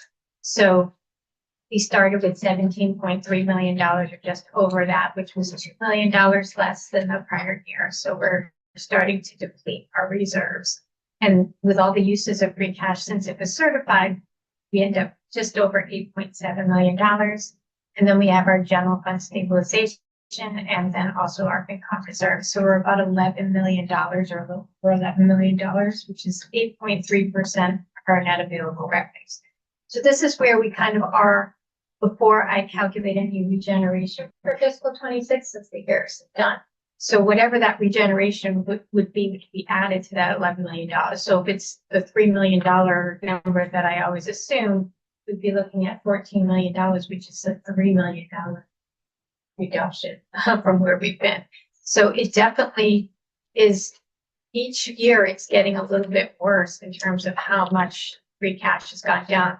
I think like 24 and 23, we were using just slightly more free cash than we generated. Now we've got a bigger like gap in between, a $2 million gap last year, and it looks like it could approach 3 year, depending on what regeneration looks like.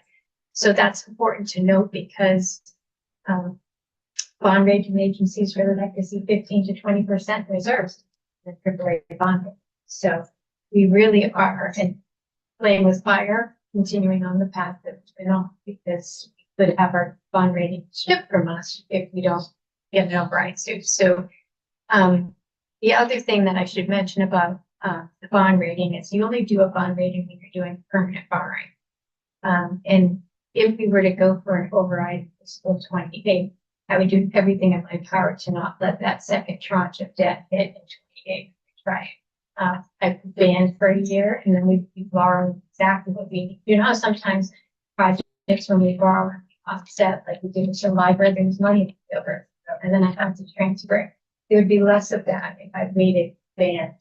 If I would know more of the final numbers because the projects would be or nearly complete.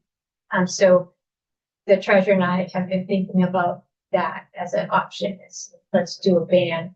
We'd have to go out to the bond rating agencies right away. You know, So that's an acronym. Do you understand a ban and a bond? a ban is a short-term borrowing. Yeah. So when you do a permanent borrowing, which is a long-term borrowing, you'll always have to have bond rating. A ban is a short-term year or less borrowing. And so we don't need a bond rating for that. So if our free cash declines by $3 million, or, you know, if I wait, have an override year in between where we might be able to regenerate cash to make it so that the bond rating is jeopardized. Because every year it's been a crapshoot. It's definitely been one of those, if we regenerate, wonderful, but if we don't, we're really putting our bond rating at risk in ahead of some of the biggest bond rates we've ever had. So it's very dangerous what we're doing. Well, and just so a bond is when we sell bonds, right? We issue debt. That's It's almost like a mortgage, but it's we're issuing. Yes. yeah, and that's why we have to have ratings. So what's our like? So that do you want to explain what's the difference when we go to a ban? How is that different? I thought it was just a short-term bond. Yeah, but we borrow that from Same. so It's a short-term bond. When you do a long-term borrowing, they want to know, you know, kind of financial update. Where are you at? What is your status currently? And if we were to get, I think I'd ask the question of the bonding agent, if we were to get downgraded one grade, would cost over $1 million in interest alone to be at the next grade down. What's the interest rate by us doing the ban versus bond? Is it higher? No, not really. It's just another instrument. A lot of people will ban everything until the project is complete and then they permanently borrow. We've always been on the entire time I've been here, I feel like the interest rates have been pretty low. So we've always tried to borrow, thinking it would never get lower, borrow the whole thing up front. Now that the interest rates are a little more variable, we really want to pick our time very wisely about what we do. What's an example of the current rate that could pay? Or which one? Or like Killiman, what percentage will we pay? We're paying 3.3 something. For a ban. for our bond. Oh, you already paid. So if we bonded the first tranche of Oh. debt and it was about 3.3. So you're really looking at very low. Tens of millions. No, I know, Oh, but still, I was. But when you're talking about going, being downgraded, there's a significant dollar amount difference in the interest rate that they'll see. The band usually is in the same vicinity, not terribly different from what our permanent borrowing would be, because they still look at your bond. You just don't need it upgraded. You don't need it done every time you issue a band. So that's what we've been discussing. Hopefully, obviously, if interest rates were to drop and it was more advantageous, that would be, hard for us. So that there's always a lot of elements at play when you're playing borrowing. But knowing this override being a problem, we talked about different options in terms of, having a multiple choice on the ballot, and that's always an option. But then I had mentioned in the beginning, kind of not multiple choice, but multiple options where you could, other communities have done it where they're like, okay, a $5 million override includes this, a $7 million override includes this, and then people they could say no altogether, or they could pick the one that they're most capable of. We'll talk more about that later. Yeah.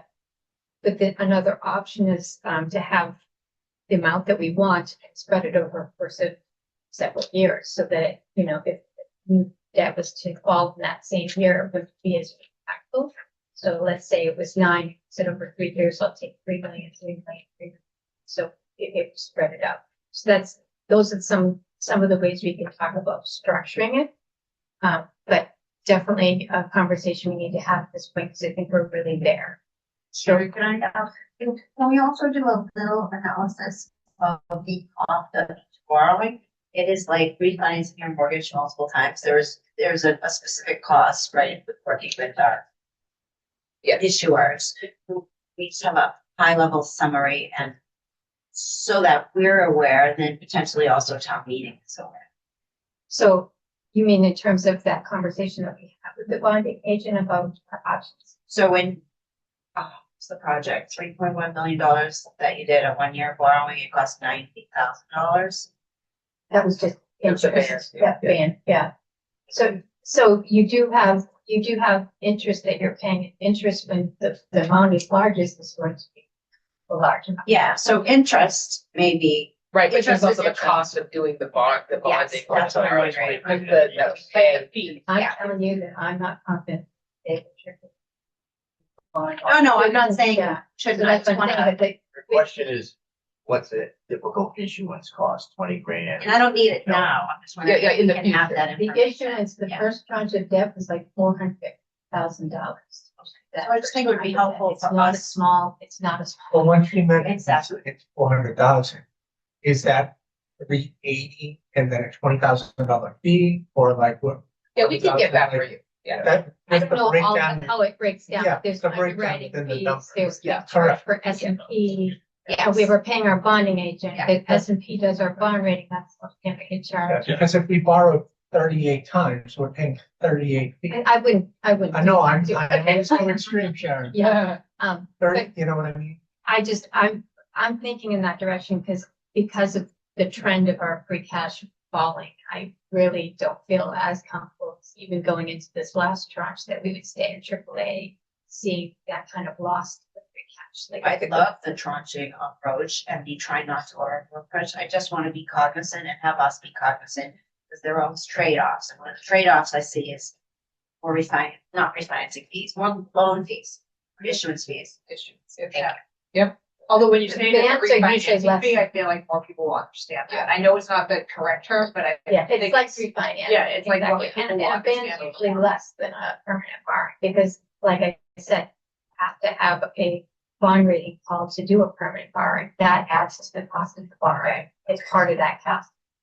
So, and the other thing is the treasurer is the one that kind of decides, we do that together, but the law says she's the one who decides how long we borrow, all that stuff. So that's the part of the conversation. So getting us both on board where we seem to be on the same page. So that's important to know. So the next, Always bring that to us. yes, absolutely. But then in the end, it's her call. So what comes to you is usually what she's agreed with, right? Because So you're not issuing debt willy-nilly. the We sign off on it. You signed Sign it. off on it. Have a conversation with us, right? Oh, yeah, no, Yeah, no, but I can't force things on No, her. no, I guess think, my I think point. that's a team effort. I mean, Yeah. but she's on the same page. We're both very sensitive to the timing of this override and borrowings and just trying to manage it in a way that makes sense and lessens the pain for the residents. Sharon, to that point, you just said something interesting that I want to have them understand. When you're talking about banning the debt, the interim and keeping the second tranche out of FY 28, There would be interest for that. if there would be an interest, Depending on the timing of when I did it, there could be interest that would be showing up at fiscal 28, but not. right? So with that understood, this is part of the reason why we're looking at November for a vote. Is that correct? I think it just would be easier to build this part of it, but to build fiscal 28 without knowing if we have an override, it's gonna be hard. The numbers for what I would need to build a structural deficit are growing. And Yes. it's Okay. hard. That's Also, how I think it would be a about very, I mean, sometimes what you see with an override is they'll build two budgets, one with an override, one without. I would not want to build that budget without an override because I would be highlighting positions, because in order to get down to where we need to be, mass layoffs that we would have, and I don't want anybody to feel job insecurity. I feel like that's part of the strategy, is not have that conversation in public or not have a document that highlights anything that we need to feel out.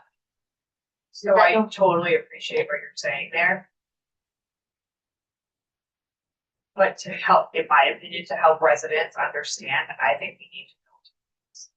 And I know that's not an easy task, but I think people need to realize where the layoffs are gonna happen.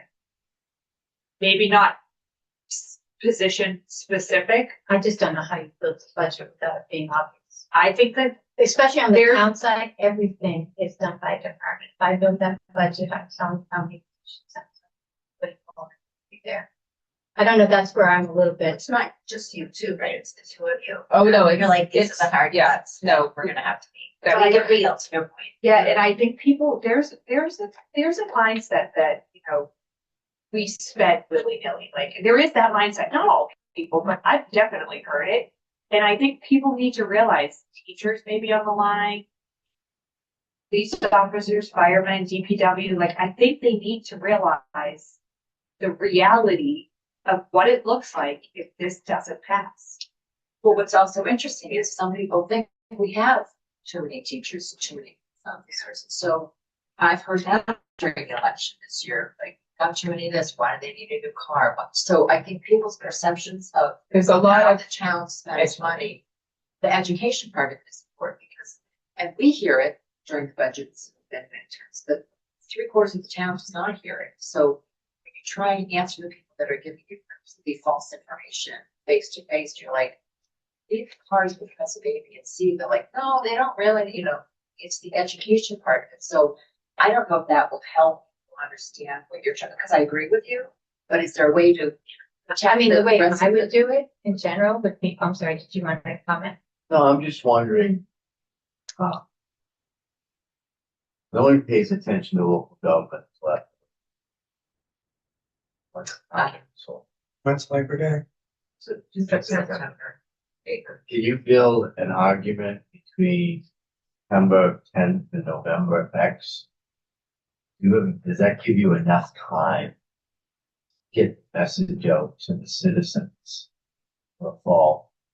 Because that's a point of clarification. Are you talking a November town meeting presentation, like It a would be fall November. election? Or an override vote November 26th? So an override is called by the select board economic thing. So we're talking about a November ballot. So then And you we have have time to 28. turn around. So that when we're building 28, we'll really already know when So- overrides pass. So we need a special town meeting to talk about it. No, town meeting doesn't do it, it's the It's called by the board follow bill.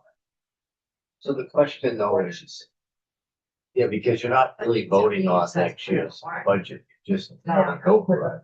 Oh, you guys. My We can bypass town meeting, put it override on ballot. Can you get, Is that a good idea? But they're not sure. Can you do the boots on the ground required, educate citizens, pro? By ourselves without town meeting? No. No, in 2 months. From September to November.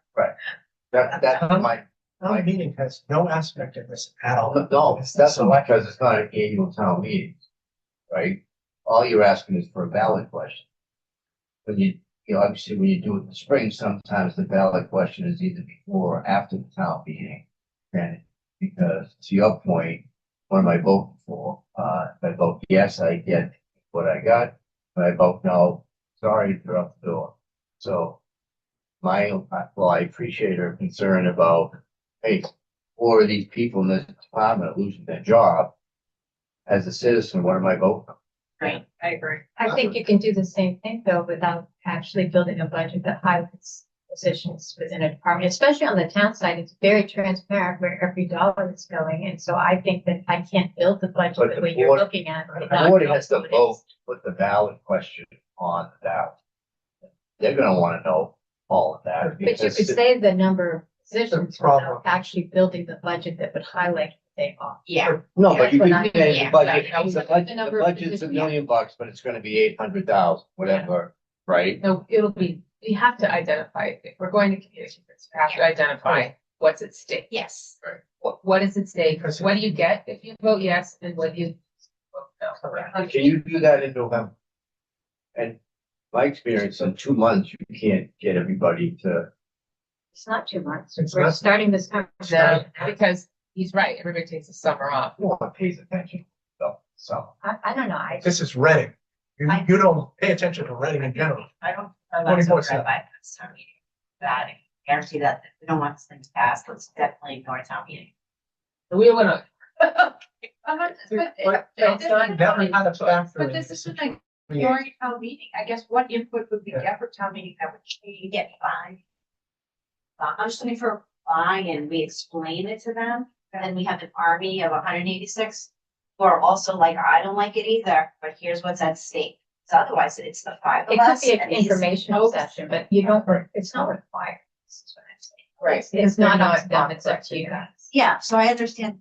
I'm surprised, but this has to be a coalition. So that here's a silly gets question that I don't have engaged. the answer to. Can you, I totally understand what you're saying, but to Karen's point, if we called a special town meeting to get that buy-in essentially and understanding of what's gonna happen, but there's no real vote either. Well, what's the difference between getting town meeting to buy in and regular residents? I mean, they're the ones Well, that buy in. I do understand you get First of all, soldiers to go The out. town and meeting like- would be a town meeting, there's nothing on a warrant to vote on. Yeah, that's exactly my point. It would Okay. more It be would like. be an if you have- information. That's what we have, Right, information yeah. that for residents. It's gonna have any- Summer. I'm sorry.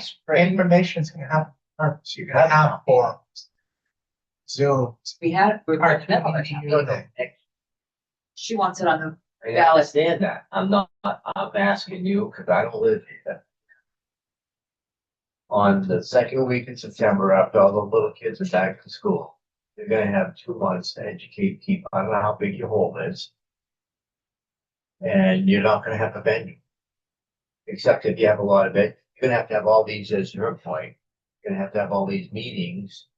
And to educate people, and you don't have, it's gonna do the neighborhood meetings, it's gonna do the public hearings, it's gonna do all that stuff. Oh, I have team, we Yeah, have strategy. so- I'm not worried about Not that. only that, like, we've been very transparent, even when we were asking for Okay. 2 schools that an override is coming soon. I've never failed to make that clear on every time I open my mouth at any. This is not a surprise. Oh, it will be just. I don't think- a lot. I mean, people have taken it very seriously. I think, people got up at town meeting and spoke of the override as if they're already convinced of its need. So, Well, at any rate, I think we're getting a little bit ahead of ourselves. Okay. So I think it would be good to kind of go through and let's have the board look at the numbers, look at the structural deficit, and let's have that conversation first before we start worrying too much about logistics right now. all right, so the next slide. Can you scroll it up? Because I can't really see it. Looks like it's there. Hold on, let me Can you fix move this. the picture? One sec, let me fix this right That's a big sense. here. Let's go. on. It's here. Where is hide non-meeting recipients? Here? That's you. No. No. Much bigger. So now you can scroll up a little. Click on the participants at the bottom. Yeah. There we go. There. Oh, no, I get that. Is it bigger? Yeah, you scroll to the next slide, what does it look like? Good, like a flag. Very good. Okay, that's good. Yeah, you can't hide the Oh, we have to- original. These are the same slides that you saw in the meeting anyhow, but essentially this is kind of projecting out our reserves compared to that 7% minimum that we hold with FINCOM. Red being the minimum and blue being what our actual reserves are. Fiscal 26 and 27 are estimated, and I say down below what I'm using. So we actually used $8.57 million in fiscal 26 when you include the 6.475 for fiscal 27. If I were to spend another 6.475 in fiscal 27 to support fiscal 28, that is where I project we will be at the end. So it absolutely does not look great. I mean, we're right in line with a 7% minimum, and bond rating agencies want 15 to 20%. So it's definitely the decline in free cash is going very quickly. And that's why I would advise that 28 be the year. That way I'm not using that 6.475 fiscal 27, have an override by that time. So if we scroll to the next. 6 point down in 7 because that's the you asked them. So they So the 6.475 is what we're using in fiscal 27. yeah, we usually put 7. That's right. Well, a lot of that is police overtime, $900,000. It's all the snow and county ice. votes. We started off at $6 million. Then if you look at the prior slide, you can go back to the, go back. Sorry, fingers being here. This one? No, the one before it. So you see those town meeting votes right there, the 405 to 46, the 1,686 and the 6.475. That's where the number comes from, because that's what's been voted since town meeting, since the free cash has been certified. And that's where that number comes from. And there must have come out of free cash in fiscal 26, and that's where the number comes from. So that's how we got to the 8 point, and it could very well be that way. If we were trying to get another year out of fiscal 28, we could very well be in the $8 million number. I mean, snow and ice was a big surprise. So, okay, so let's go back to the next slide, that one. So you can see like gap here. This is showing us free cash used as compared to free cash regeneration. The red is regeneration and the blue is free cash used each year. In the earlier years, you can see that we're using a lot less free cash than we're regenerating. And now as we get up to the more current years, the blue line is above the red, meaning we're using more free cash than we're regenerating. But you can see in 23 and 24, it was just slightly. So free cash wasn't going down that much. But the fiscal 25 now we're at levels of free cash where we cannot regenerate. And so we have $2 million that went down in fiscal 25. And I would expect at least that much for fiscal 26. So it definitely is not a comfortable space to be. Talked a little bit too about how historically we have used free cash to purchase fire trucks outright, and now that they are so much, so taking $1.3 million or whatever it costs in the states right out of free cash directly. We don't take it out of free cash, we take it out of our operating budget with free cash support. So kind of indirectly, but yeah, I mean, So we talked about a policy. Do we need policy updates where, and you've always said our internal borrowing threshold with plenty of bandwidth, sorry. So we had talked about potentially borrowing more for things like a fire truck. I mean, most communities do borrow for a fire truck, but we've kind of been able to build it in because we have that discipline built into our budget of 5% debt and capital. So there's always at least $3-4 million of capital paid in cash out of our budget. We could buy ourselves more time a little bit by spreading it out and borrow it. But every time you borrow, there's interest involved, it costs money. So and then there's all the insurance cost as well. But we've been able to manage, but now that a fire truck is over $1 million, it's something I would probably be borrowing for going forward. It's just, Well, they got it nailed down their it prices used to, first. I mean, over the last few years, I feel like we went from a $600 or $700,000 fire truck to now 1.4 million dollars. So they've doubled in cost in just very short time. So, anyhow, something. That's also litigation. Yeah, different. So this is the history of our Prop 2.5 overrides, and this was the slide that I showed last year at April town meeting, just to make people aware when they were voting on those two debt exclusions that it's out there. It definitely has to happen. So in 1993, we had a $2.4 million override. In 2003, 10 years later, we had a $4.5 million override. And then in 2018, we actually got an override for less than the last one that lasted 15 years. So time value of money, I feel like the one we got in 2018 is too small. And we're lucky that we got 10 years out of it, if you ask me. Well, and in 2017, it was what, 7.5 million that failed. It failed, yeah. Yeah, and so I was hearing that one failed, and then we did an analysis in 2018 to bring back this number. And I have all the survey research data that we did at the time. Because there were the 2017 override was big. It was very big. It was a number. It was like most of us going to the school department. And so when we went to the 2018, it was town and department. It was a modified ask, and it was also with the intention of the last few years. So it was supposed to be a 5-year override. It was supposed to be 3 to 5 years. I beg your pardon, 3 to 5 years. And it was very strict. You knew exactly what was being approved in each department, you know, what positions were supported. You know. But that's to my point, what I said earlier, but I think that's what passed that last time.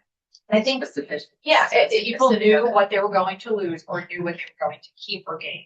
It was, yeah, well, there wasn't so much of, we're gonna lose this many positions. It was more like, you're keeping this many academic coaches, or, you know, this many.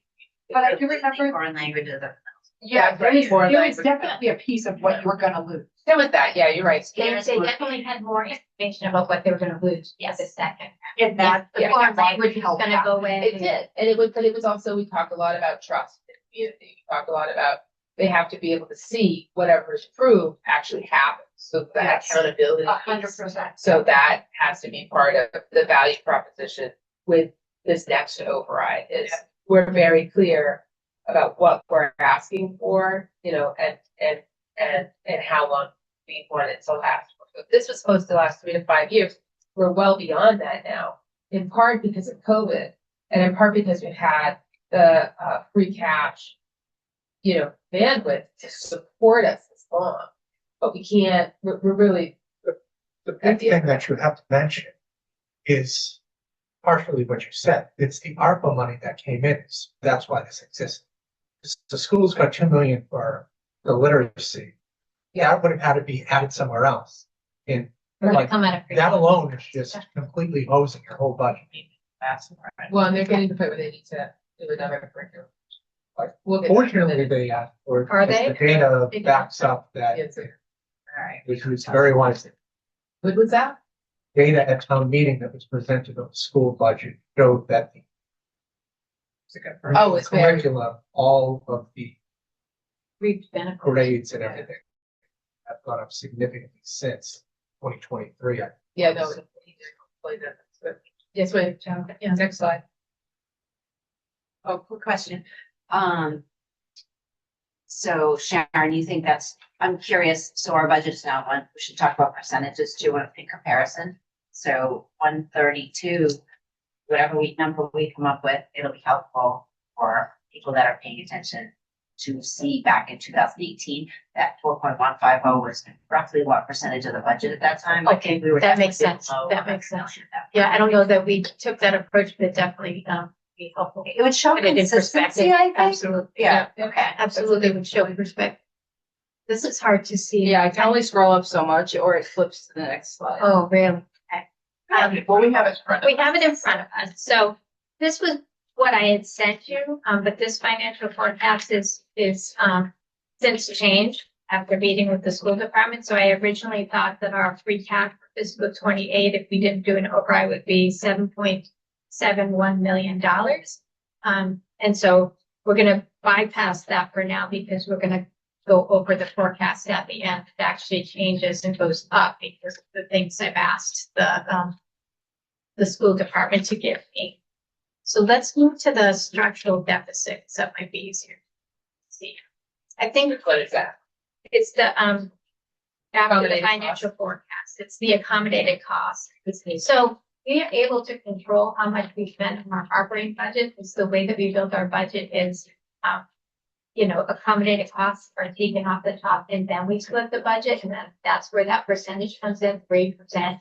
Right. This. Yeah. No, It's a different slide. it's. Oh, the you're last pulling up line. the whole, I have the. Not that. No. The, I haven't gotten to that yet. I figured I would go over the structural deficit and then I would show them that. Okay. That's like the last 2 pages of the.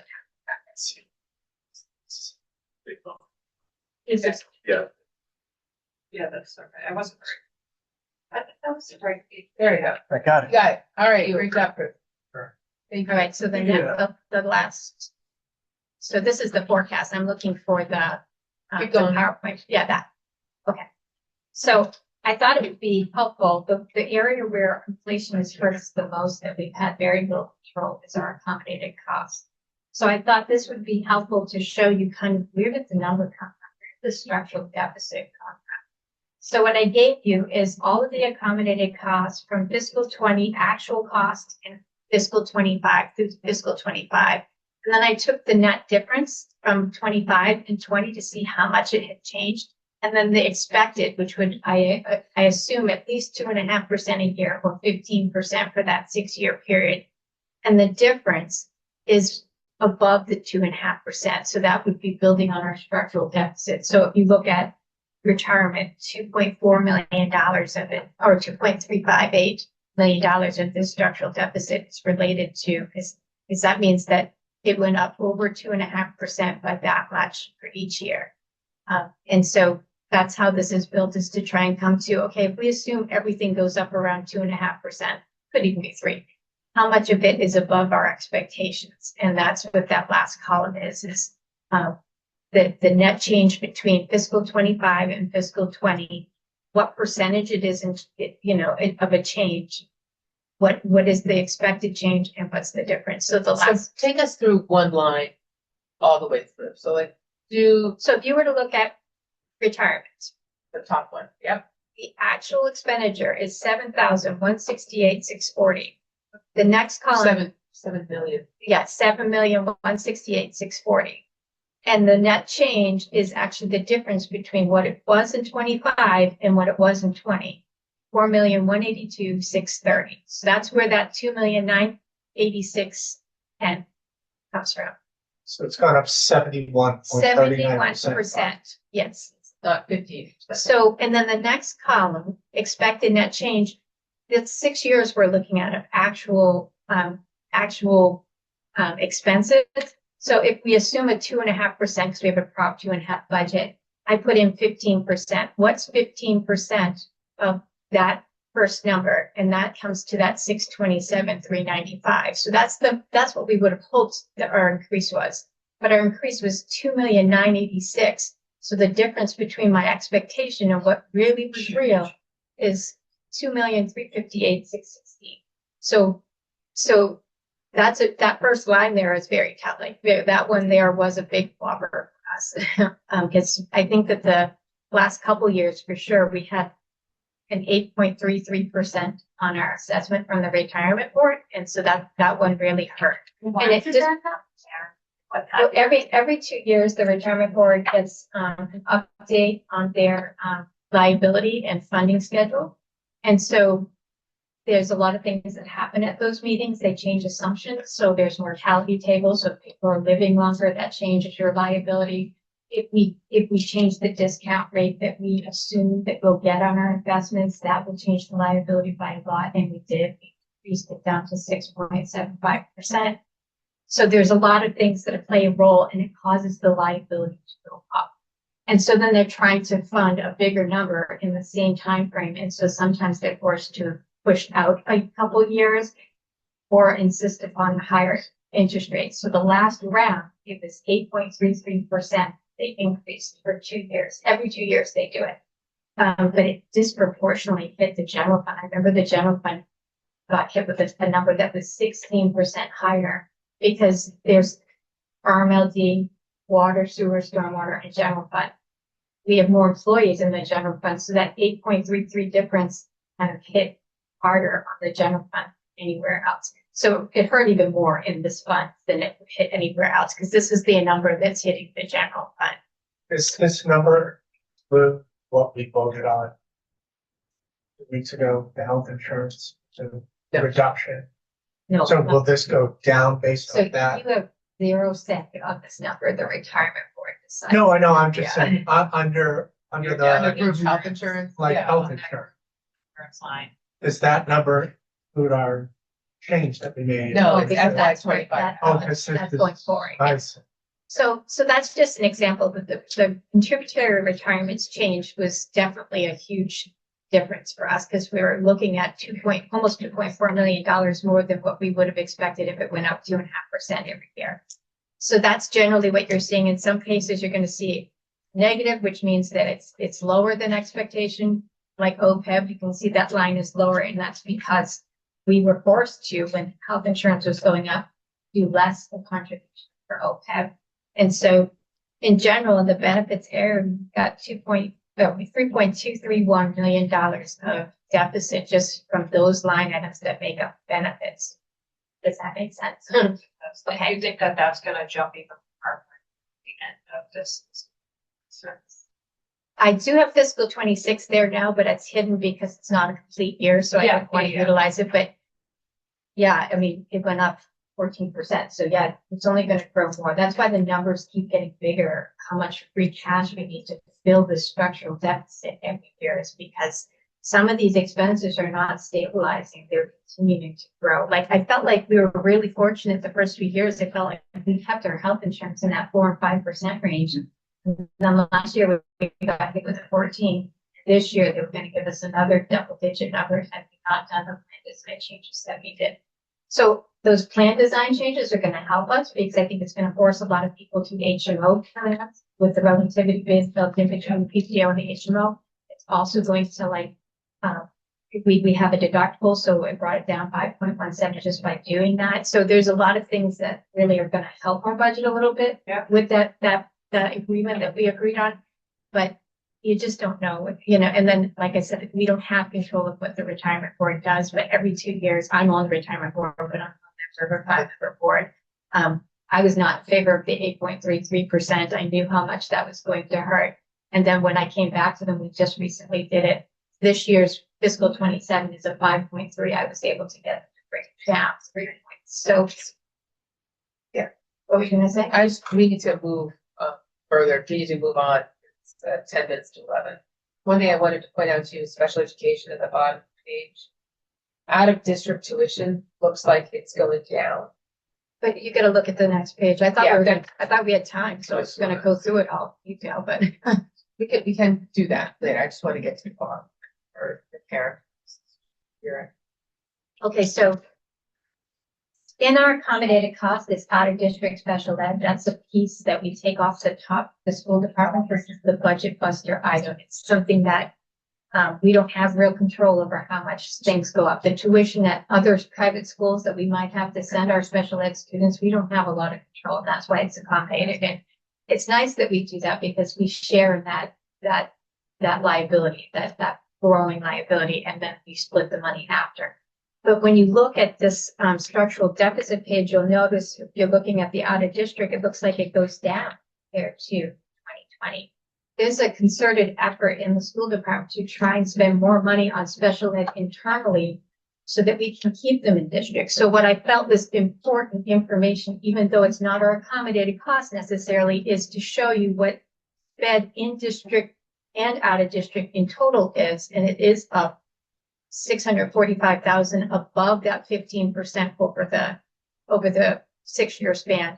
So they definitely have taken on more in district. So, but spend in total is up 19.61%. 2.1 million would be expectation. 645,000 is above expectation. So that's 665 negative. So if you look below, I broke it down. That's total Yeah. with the in district and out of district. That's net. But if you look at, I break it down further and say, how much did in district go up? 1.5. But because out of district went down, the net is 645. And I think that it was very misleading, and that's why I felt like you need to have that important piece of information. A lot of work is done by our superintendent to put funding internally to get more of our students to stay with us instead of picking a private school that's going to cost us a fortune, and that we have no control over cost. But we don't want you to think that there's a trend in out of district costs going down, that we are spending that money. It's just being spent internally. Really important. But because we always want to be able to service all our kids. But you notice here on the right-hand side, in fiscal 26, I used $6 million of free cash, and your structural deficit on the far right was $6,072,246. So if you were to look at this in detail, you can see the actual lines that flew up in our face that caused this problem. So this is put it in a little bit, it's the hole that exists into which you can fill it, and it buys you nothing extra.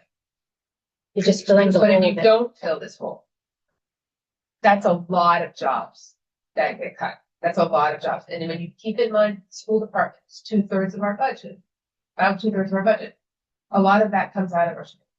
And our schools are incredibly important. But I tell you, if we have a failed override, I think that Judge Tarsley thinks it's like Correct. I would think that the town would still take half. So that's not the good split of money. But you know what I mean? And so that's We haven't had that conversation, but it's just really important to understand that your baseline is it's over $6 billion. Baseline. So if you're talking about an override, your baseline is over $6 billion. Just so that we're all on the same page. That buys you nothing except it stops the bleeding.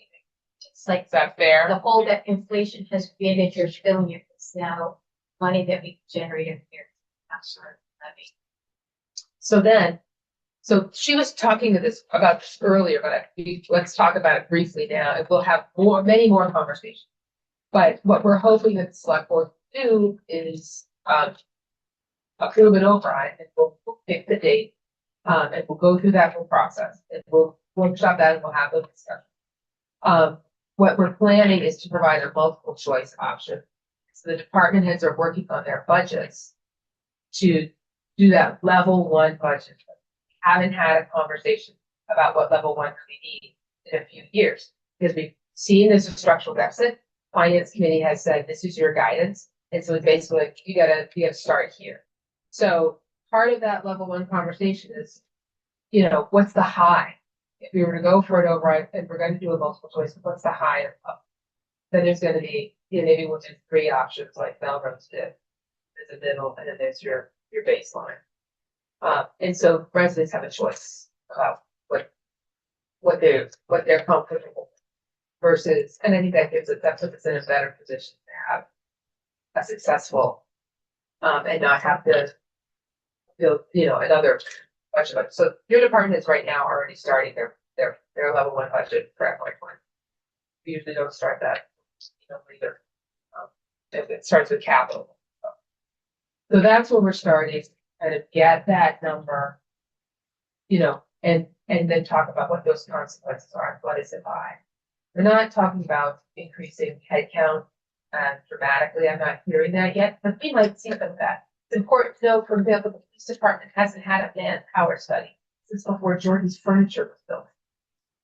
So we have added so much more commerce, so much more housing in town, and particularly downtown with, multifamily. So it's where once you could have, a police officer on duty do a detail or help out here. There is no bandwidth for our on-duty officers at all. They're always on calls. They're always stuff. So responding to incidents and accidents and so forth. So So that's something that might be coming, right? But those are the things that we need to talk.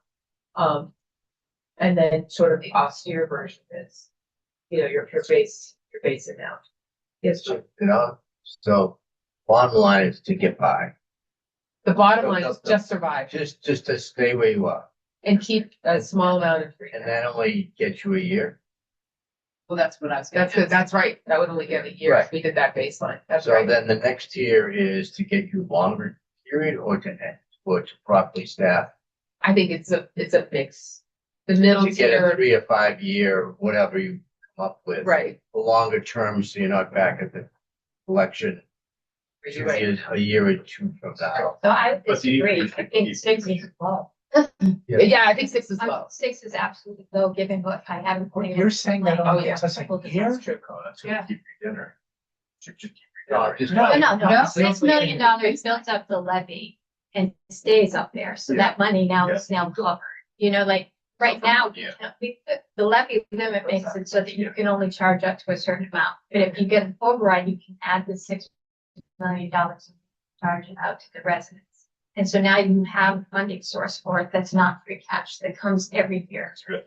Because it becomes part of the baseline, the levy limit that you had prior year bills. So I take the levy limit from the prior year, increase it by 2.5% plus growth. And so that's how that property tax number comes to be. So once you build it into your base, it's always there. That $6 million doesn't go away, it's always there. No, but it's a $6 billion by a period of time. I don't think the $6 million is a low number. Well, so there's Whatever the number is. we don't know, but wait, there's more. Okay.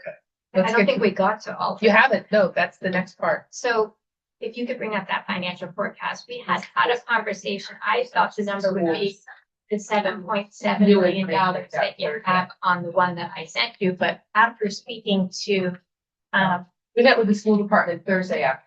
and they gave us a list of, what does your fiscal 28 look like? Now, we've all had to run very lean, so I expected that every department's going to need to add some things back. They've had to run back to where they were before we started to go through high times. And they gave us a listing here on the front page here. This is what they gave me in terms of what they made as assumptions when building their numbers. Then they came back to me with an increase of 5.55% to fund everything. It's kind of like a level budget for them. But to fully cover everything, they're saying 5.55%. So when I try and get to this number, the financial forecast, I end up with a fiscal 28 number of $9 million. So I put these Where's numbers. the 9 million? Okay. Right there, BD. There you go. Okay. I did a Okay. 4% budget. Oh, so every time you tap it. Oh, sorry. I did a 4% budget. How do I undo it? There you go. Up there on the little picture.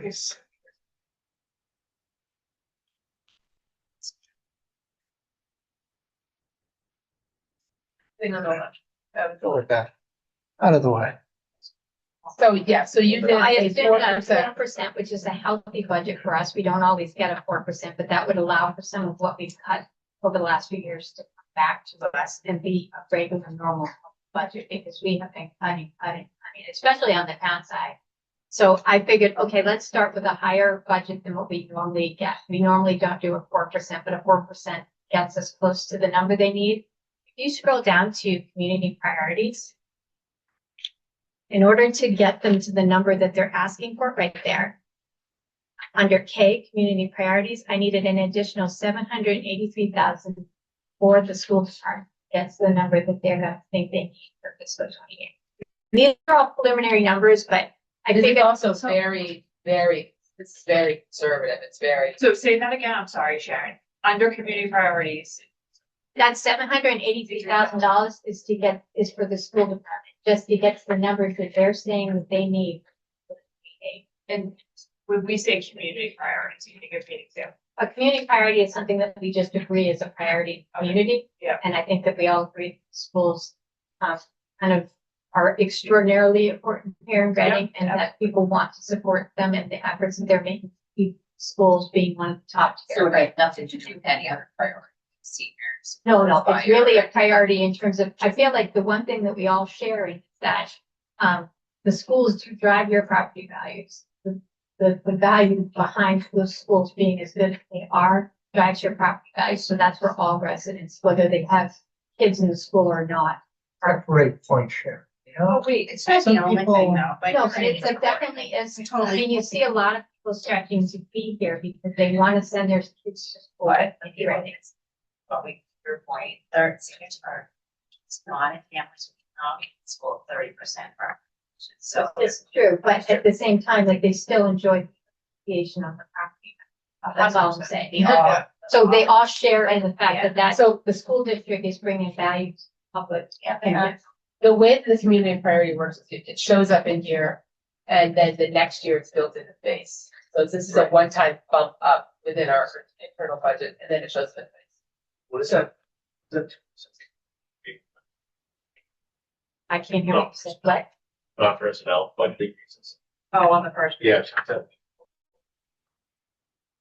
this is just what they Oh. gave us is the assumption that Curriculum. curriculum increases, non-personnel budget increases. I don't know. They're just telling us that when I asked them to come up with just kind of some numbers in terms of what do you need this budget to look like? Because if we're going to go for an override, we want to make sure that the number that we pass for is sufficient. So I can tell you, so curriculum increases, they have to purchase textbooks or digital curricula, for their either teach out. So that's one thing they have to buy. He didn't give details of Yeah. that. No, tech renewal budget, so that's 142,000. I think these ones below it probably break it down. That's what I I'm talking about, yeah. So the 143,000, that's like, yeah, that's like computers. They bought a lot of computers with money during COVID. And they're aging out, so they're actually having the computers go, but we have a one-to-one environment. So everybody gets issued a laptop. Yeah. And so it's expensive. I guess. Yeah. And, But it's kind of. it is, no, the world has changed. And then, transportation increase. Thank you, Karen. this was excellent. I look forward to additional. Thank you so much. Thank you. Enjoy the event. Can I ask a question on the transportation? I mean, it's the smallest number there, but it's not that, but regular day transportation, we only have to we only bus kids that are More than 2 miles. But there's an increase in that. Yeah. Like 4 kids or just the transportation cost? Yeah, it's a contract. Been a contract. It's not- Okay. It always goes up. It's 3-year contract. Okay, that's fair. I negotiated that last contract, but we only ever had one bidder. Transportation contracts are scam insofar as, there's a quote, but yeah, no, it's because whenever any school department puts out a bid for transportation, only one bus company ever submits a bid, right? Jeff, right, it's always been. Why So- is Because it's, they all, it's kind of like. They work all together. have to It's go not together. collusion, but yeah. it's good? Solution, but it's not. And the other thing is, obviously, it doesn't make much sense if your bus company has to drive 40 miles to get to Yeah. school. Right. So they kind of all have circles. That's right. everywhere in Kind of a Farmers Law. monopoly going. You don't, you're lucky to get 2 bids. You are lucky if you get 2 bids. Yeah. We only ever get 1 bid. Got it. So can I ask a stupid question again? And I'm sorry that I'm not understanding this correctly, but so like this FY18 budget with an increase of 5.5, which. 28. 28, sorry. But so I'm still on this community priorities thing. So what is that 783? It's the difference between the number they asked for and a 4%. They've asked for 62,823,000 this total here. Yep. That's the number I needed to fill the hole. Like I didn't think the town would need 5.55%, so I couldn't just go up there and put 5.5%, have it spread. I don't think we could afford the number that would come up. So that So I- 105,000 is what the typical increase would be for the schools. And you're saying. Where are you seeing the 100? The right. Oh, no, that's what we had. There's 25,000 in community priorities and there for, unified sports. And what's the other thing? Wow, for some reason I was like, no. So I guess that's my question. That's exactly my question. So we put unified sports as 105. What's in that 783 number is my question. It's just the difference between the total. She put in that number. So they asked me Yeah, for this represents- 62,823,900 83, which is a 5.55%, but I do not want to take a 5.55% for the town side. I don't think we'll need it. So what I did was I put a 4% up above. The difference between a 4% budget and what they've asked for is 700. Got it. Okay, thank you, Beth. Yeah, no, All right, thank you. I'm So sorry. we spent the entire year saying 2.5% plus new growth, roughly 3% of the town budget, and then they come back to the school side and say, here's 5.5%. this is their split, 5.5 on operating, 5.25 total. This is a very conservative budget for them. This is not looking for great big things. It does have some assumptions about they're looking at 3% increases for their teachers. For all their personnel except for their paras. Their They're paras the hired a are- small group. They've been very underpaid for long. And so, yeah, this isn't an aspirational. Because at first that's what we thought. Yeah, but they're carving this out with these negligible numbers of grand scheme of the entire budget, except their number is now over 5%. So where between these low numbers, because you add all these numbers up on the page, between that and what they were last year, like what was that number that they were? So what you're seeing, they're looking at putting a 3% COLA on top of their steps and lanes, their classification chart, if you will. If you're familiar with the school teacher salary chart, the steps and lanes. So every year you're in, you get an additional step, get more graduate work credits towards master's degree, master's plus, so on. That's a lane that changes where you're paid, and each step and lane has additional monies built into it. So as the teacher moves through their career, the chart, and they become better teachers and so forth, they are higher up on the chart, and then their cost of living adjustment. And I think they said something like 60% of their teaching personnel sitting at the top step. So they only get a COLA, which also means they don't have, so that extra as the other teachers are moving through that's on top of that 3%. So they're across the board, the teachers are getting 3% between all the steps and things and then average. No, it'll be, and then the steps. They get steps steps and as well, so if the 3%. steps are 2%, they're getting Right. five. depending on where they are, it could be. But 60% of their teachers are at top step, which means all their getting Yeah. over 10%. So everyone's essentially getting 3% plus Yeah. on top of what they would have gotten as well. Unless you're. Unless you're at the top, and it just says there's. Just so that we're clear, this is a projection. We have not started negotiations with any of our unions. All of that will begin in the fall. All of the contracts that we have Yeah, right we're now making assumptions. expire June 30th. That's on 27.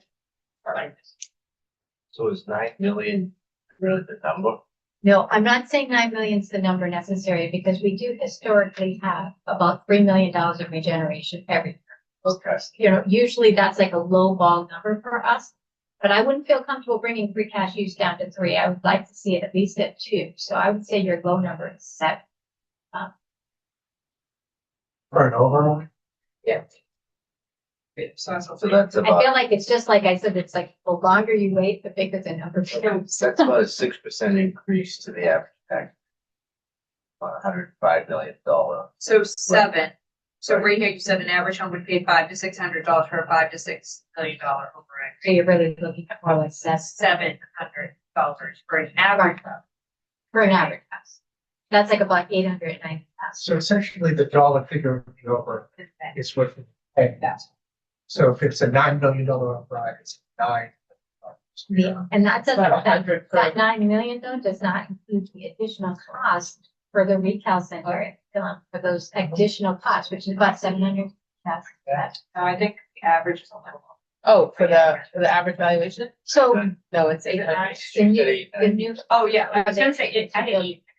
Okay, but 900, yeah, okay.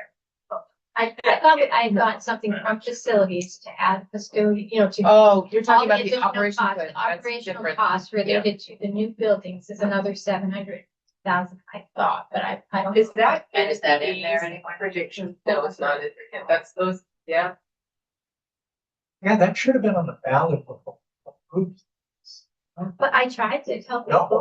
I We mentioned it at town meeting, but. Nobody yeah. wanted to listen to me back when I said we should all be on the same ballot, so that full transparently out there, that that's not my saying. So here's a, so 7 million, say, let's just say 7 million. Status. That's the, That's a lot, but lot. that still doesn't operating cost for. correct. Unless Which we is accept going down to 3 We have to million, hire and we we could have the number as So- high as 3 million showing and still be okay, because most years, the entire time I've been here, there hasn't been a year that we have not regenerated 3. Yeah, but if we do that, Yeah. if we say that, we're gonna be in a pickle sooner than we want Yeah. to be. Like, I so would that, prefer not to do it, but Yeah. the numbers are scary. I mean, as they are, they're scary. I don't know how you deal with this. I mean, it would have been nicer if we dealt with it before, because we would have had the override probably this year and we didn't have anything there. You know what I mean? Like, it would have been like, I think we were also worried about how people would look at those two debt exclusions, that nobody really wanted to deal with this at that same time. But this is the consequence of what it's bigger. 7 million is assuming taking year out of free cash. 7 million is assuming that I'm going to balance the budget with at least $2 million. Yeah. The other thing is, you've got to consider, most communities fund their capital with their free cash. $2 million is a low number for us for capital. 3 million is what we're doing at a 4.5% budget. You know what I mean? So you could look at it like we are kind of spending that $2 million on one-time items because our capital is built in, and and those things. But every year we do capital, so I don't look at it as one time. We're doing it set in a discipline of 5% for a budget, that's capital. So whatever that difference is, when we back out that debt service that we owe, that's the amount, that's the number we spent on capital. So it definitely, it's not comfortable. The numbers are getting more out of control. It makes me very. So regeneration wise, what is our usual source of generation? It comes from various spots. What I'm noticing on the revenue side is the investment income is an area. However, I was forced to take a piece of that, like 400,000, to cover the bi-weekly recycling, or the weekly recycling from bi-weekly, because when we were looking at the rubbish contract, I was like, oh my God, there's no way they're going to go with weekly. So the numbers we were building into the budget were 20%. But technically we ended up at 39.5, and I had to leverage that some of what we would have had in regeneration investment income, because we don't like to rely on the investment income, knowing that interest rates will likely fall, and we don't know how fast that will happen or how fast we'll start to lose revenue in that area. So we don't want a full reliance on the full number. So I'd say over the last couple of years, we've been getting about $4 million of investment income. And in fiscal 27, I'm at like 3.3 as my estimated. I'm relying on 3.3. So I'm really only getting 700,000 of that going back to free cash if I get 4 million. That's if I still get 4 million, so it's, and the other thing is, a lot of it comes from open positions on outside. So when we are hiring, it takes us a long time to hire. Positions stay open a long time. And that kind of always goes back to free cash. I don't know if we're just not as competitive as other communities, but I feel like it's sometimes difficult. Sometimes we have to go out several times. It's like the engineering position, I think they have to go several times to fill. Well, we're not filling one. Oh, I know, but in general, some of the positions are very different. So you Like say the building commissioner was hard. That's right. Yeah. We save money for nutrition, but with this budget that we just passed, and FY 26, like closer and closer to the edge of our reserves, that's less regeneration. So. What do you guys anticipate the regeneration is gonna look like after the override? Or is it I gonna- feel like overrides tend to if they have, I know the last override we had like positions being added. Obviously the positions didn't get added at the beginning of the year in every case. So there was a lot of regeneration for the override because the position wasn't hired right at the beginning of our year. You budget for the entire year and you didn't have a person in the spot the entire year. So that first year, you have a lot of regeneration if there's positions being added. But where we have a big structural deficit, it's hard to say what regeneration will look like because we're just filling the hole that already exists, which is different from the last override. It doesn't seem like we're hiring, right? is. I mean, the only hiring that I can think of is the custodians and maintenance staff needed. That's right. So We the only will things I require- know of. 2 full-time custodians and, a new maintenance person. That's just for recount. For Killam, Joe also needs another maintenance person. That's still makes sense. Well, because he's got 4 maintenance people. So these are the people that fix everything in a million square feet of buildings. That's the 4 people for all of our buildings. And then we have custodians, of course, that's usually day to day. Retail, all kind of things. Yes. Well, that's what I was thinking, especially being in buildings. It would be a thought that you share that position early on. It's not like it's like, how- one of them's a plumber, one's a carpenter, you know, like you need somebody specialist at HVAC, because both these buildings are electric.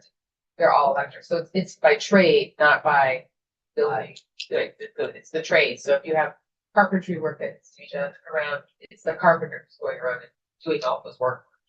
Oh, so even with the new hires for Joe, they're not building specific. They're not building specific. Custodians are building specific. In order for us to operate, recal the hours that we need to, ideally, we need to have 2 custodians. We don't have to have 2 custodians. We can, but it's a brand new building, you want to care for it, you know, so. Real cost. Basically. But because it's an all electric building and because we do need to have somebody who's doing a lot of this, you know, work with, moving the building around, make sure it's being maintained, et cetera, et cetera. So on a day-to-day basis. But yeah, so those are either 3, probably 4 positions in, facilities that are really driving the cost. So really baseline for 7.6 bucks. But the benefit of that is they benefit all of the stuff will be taken care of quicker. Yeah. There. That's right. That's absolutely fair. So we're saying the operating budget for retail is around 7 and. I'm not looking at it right now, so. Ish. No, I Yeah. think it was Yeah. between the both buildings, not necessarily just facilities costs, but it was like the utilities costs. Oh, yeah, you know, all operating. All the costs, the insurance for the buildings, all the stuff. You That's know, for it's a both presentation. buildings? That's for both buildings, you're saying 700? I thought We've that- only done recount. I could have sworn what I got was from. You might have been. Well, because I thought You might- recount was like 4 or something. It's like close to. I thought So that's why 750 750 for for both kind of makes Yeah. sense. I feel like it helps me. Say. Yeah. But then the difference between what they pay for Pleasant Street and the building was about 400. It was. Yeah. Yeah. Right, and then some of it's offset by. Yeah. How we get. That's what it was. I mean, Joe had given me a Which I spreadsheet that I could use, I think since from Uh, But I think they did a great job of being very We conservative, want to be very, 100%, but I think imagine we had another pandemic and nobody's breaking. it's fair, but recreation drives, like our recreation program drives You do a great job. a great job. And like, I do think that that's, if we're gonna need them. Yeah, and that's part of your return. Yes. Right, so you budget for what. you have. So. You see the magnitude. So can I ask a question? And yes, I'd love your thought process on given the option of 3 numbers. Why 3 and not 2? So we could do, I mean, But I didn't know if you had like a historical or so I like, experience of. this is sort of a newer thing lately, Jeff, you could, I haven't seen this except recently. Yeah. With Couple other communities. communities did it, Melrose did 3. And so they had a ballot, question committee that put out information. The town can't advocate one way or another, I just here's the facts, but they had something like, repair, you know, strengthen was their top one. So They named them. they named them. Yep. But it was really clear sort of what your options are, and I thought that we probably have a range that makes sense, where 3, you know, we have a minimum number that's really important, kind of critical.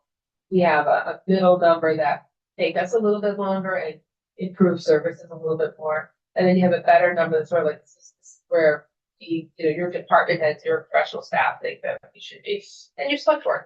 So, you know, those numbers will come forward and make themselves, you know, we're working on it now, but, So I think 3 is usually, is interesting, to bring forward to the residents that they choose. So Stoneham came in last year, with a really high number, that failed. 14.8, I want to, that might have been Arlington, but it came in, yeah, it was like over 14. That failed. And that failed, and so they came in with they came in with multiple choice that were both lower. And they got the lowest, In Melrose, did they get the lowest as they well? got the highest. It's different communities, different set of circumstances. 100%, I was just curious. I don't like. 2 gets. A higher number. Something at least passing. I think the 3, I would make the argument that you can get away with X. So now they're just going for money grab the other 2. Even though we know that's not the case. Sure. The mentality of a voter that would just go based off this alone, it's just like, if they can get along with this, then this is where I think the prices is up. But I feel like 3, if you're very specific about how long it's gonna last, because the lowest is gonna last a year or 2, but then if you're back again, nobody wants to do that. And if you were very specific in naming them and saying, this is what you're gonna get, this is what you're gonna get, this is what you're gonna get, and the highest one is gonna could last you 10 years, that will at least give a lot more information, and the education part of it is a huge part of it. I see your point, I absolutely. You're thinking of this logically. The end result is, how much money am I going to have to pay? Right. I don't care about it being. 2 You're right, years or 10. there is that population that will do it that way, and it could be me saying, I cannot afford that, I have to go here, even though I want to go here with all the other stuff. But I feel like sometimes if they see all the options, they can make a much more educated guess of what they're gonna get for their money. This is really what we want to know, you're gonna get this with your money.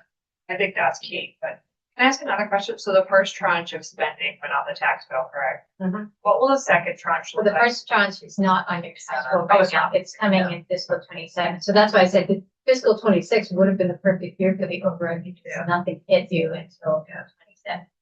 How much is that pay? What's that for the average home? Remind me, I don't.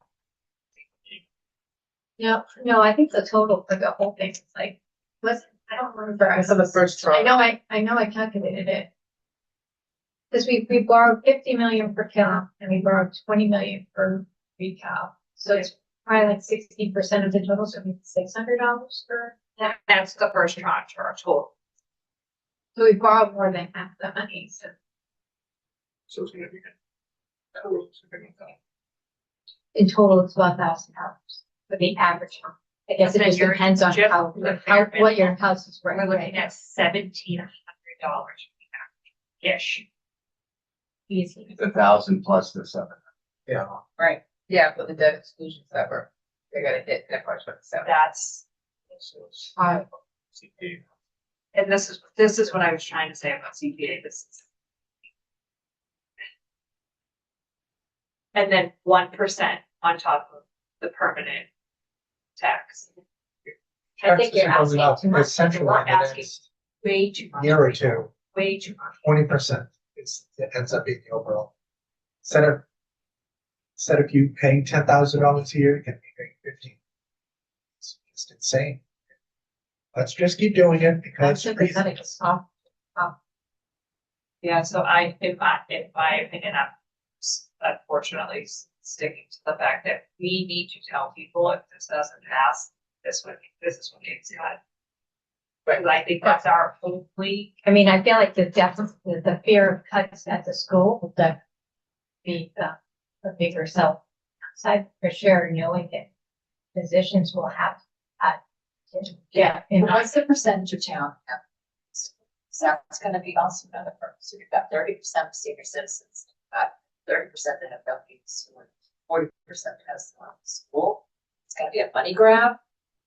I don't know, this 60% might be the louder voice than the 40% of schools. Well, I because think we're asking for so much money. we're gonna have to be a little more specific on what will not happen if we get.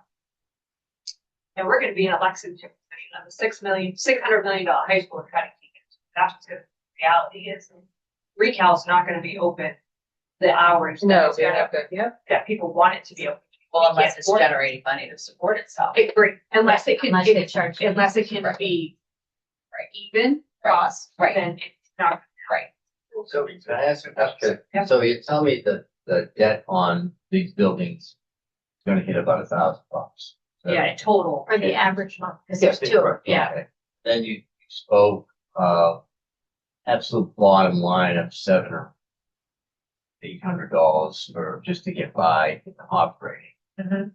Right? And then we're thinking a next tier to buy more time before the next override. Yeah, I think people like it to last at least So is 5 years. that $3 million? Is that, I don't know anything about the budget. We haven't calculated that yet. Okay, so if it was That's $3 million, for example, I'm making up a number. That's another, so you'd be 1,000 for the debt, 1,000 for your tax. That, and then I don't know. if That's where I right got now, the 20%, because $10,000. Right. You're Is going up 20%. $2,000, that's So- 1%. So despite your good idea, what is the higher number again? You were thinking of a 3-year tier. I was thinking of a 3-tier model. What is the highest one yet? So I think the highest one gets you where the town ought to. Because what the town hasn't invested in, what the town hasn't purchased, it's maybe we put more local money toward paving, not just chapter 90. It's more, it's those kinds of discretionary. You think Because that- more programming for elder, the Conservation Commission wants $30,000 to do, work on their lands, that we don't like. Despite the fact that that's a great idea, do you think it has any political legs, given what's amazing? That's why you go with two, Jane.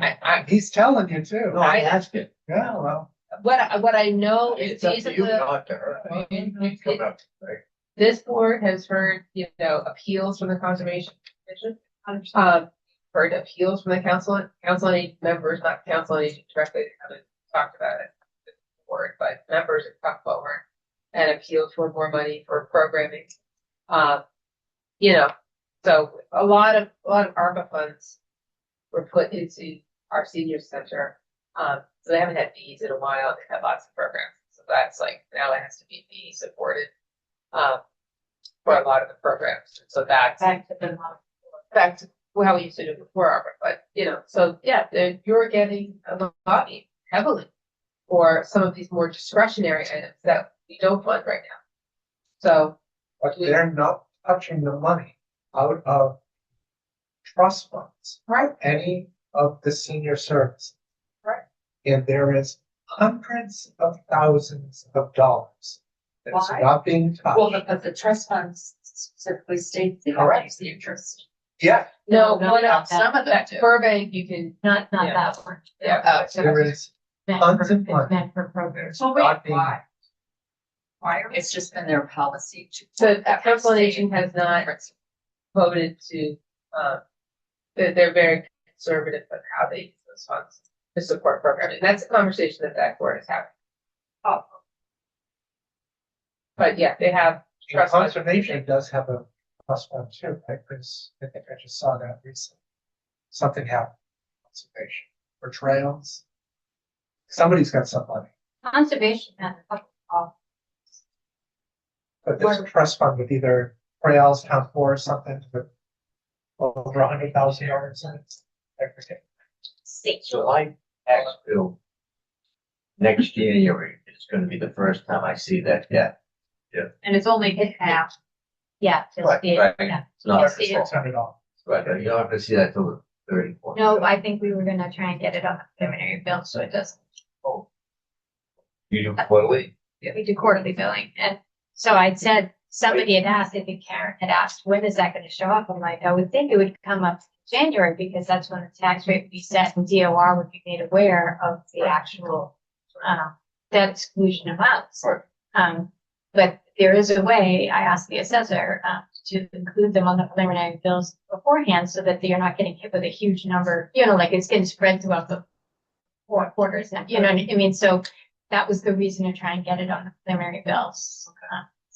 That, and think a good point to come off at some point. Yeah, so Maybe Philip is a I'll- 20-year bar and retail is a 15-year bar. So as soon as that debt is paid off, it falls on your tax bill, Correct. which is the difference between a override and debt exclusion. You're only being charged until the debt is paid off and then it goes away. There'll be another bill. That's Yeah. There'll be some other. It'll go away. So we only got the 1 year reprieve from the high school and the library. Exactly, yeah. Yeah. High school library came off. That's good. At least, yeah, it wasn't building up, but still, the override wanting to come at that time is not. What's that? Theoretically. You'll still be alive. You'll be going. Yeah. Benefit of it. It's less than ideal. Vermont.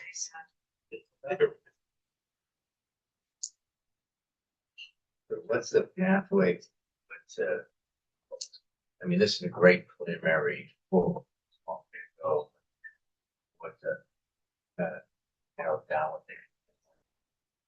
what the discussion. I feel like residents and I said yes or no. So I feel like to. Pretty big confused though. No, a lot of they do actually give you, conversations. if people really want to kind of keep us away override for several years, they Right. might be so large. You're right. I mean, because really, we can't guarantee much right now. Like, you could give us that number, that 7.7, 7.75, and, you know, it only lasts us 3 to 5 years, because if things continue to go the way they're going, or you're like, when are these things going to stabilize and stop growing at double-digit percentages? It doesn't seem like it anytime soon. So us moving forward, do we, as a, board, come up with a subcommittee about this and present it to the select board? We can't talk about it every meeting, except like this, because that's all our meeting. I mean, yeah, you can have a subcommittee. What staff is going to, like I said, we're pulling our level 1 budget together. We can do a couple of things. We present that to you. But typically do our budget. We kind of do a short version, we're a little faster, where I'll usher that process and there answer questions. There's a financial forum, I think, coming up in May. Is that right? Didn't FinCom call that? I don't know. There's a plan. So I feel like the more we And then we talk talked about about it, as soon as, what the discussion was, as soon as town meeting was over, that we would start having information forms on the override to get prepared for November. So that's a you guys report. when would we have to make that decision? Like, May 12th? I mean, do you know what I mean? Like, when is, should we really light the fire? And I mean, we have to call the election. There's a certain number of days in advance to call this order. So we want to be well outside that window. Yeah, but we would work with the board to make sure that we get that and we're going to try for November. I feel like those, things like healthcare is one of the biggest things. Like we could ask for 7 million, but we get 20% increase next year. I do think the agreement with the place that was going to Yeah, drive yeah, your costs yeah, down, which is yeah. great, but I use that for anything. But 3 years from now, we could jump and be Oh, asking for absolutely. another because of, Well, every year we get a number anyway, for sure. So, yeah. Are you gonna have this separate special election? State ballot? It would be the 2 ballots at the same. Yeah, I was gonna say you had to have. It'd be 2 ballots at the same time. Okay. I think that we have to try for November because then I think we have an election back. I agree, and I think it will be very transparent, CPA. Even though I may be in favor of CPA, I think it's asking for at the same time. In all honesty. No, well, it is. Yeah. Voted on it. Oh, let's try town meeting. So But it's not as long as we bring this to November. I think we really need to. oh, yes, we can't put CPA. They have to be together. So as far as us to be well informed and have a public comment. Yeah. Early enough, I absolutely, I think certainly start better. So I don't care if nobody's here in December, that doesn't matter. They're- That's why Melissa said, if they fail, then if they, whatever scenario happens, fails in November, we still have April before Right. we're screwed. We Right, have to actually cut positions. right. Is that accurate, Sharon? Okay. Yeah, so I think. I mean, we have if November were to fail, we would be probably presenting a budget that's, you know, would positions back, because now that, you've got that town meeting vote, like not town meeting, but the town has voted and said, no, you've gotten that direction, that I don't care if services have to be impacted, get it down. That's what it did. Or we could ask again. I think sometimes people do that. They have a failed override in the back a couple months later. So we could be building two budgets again.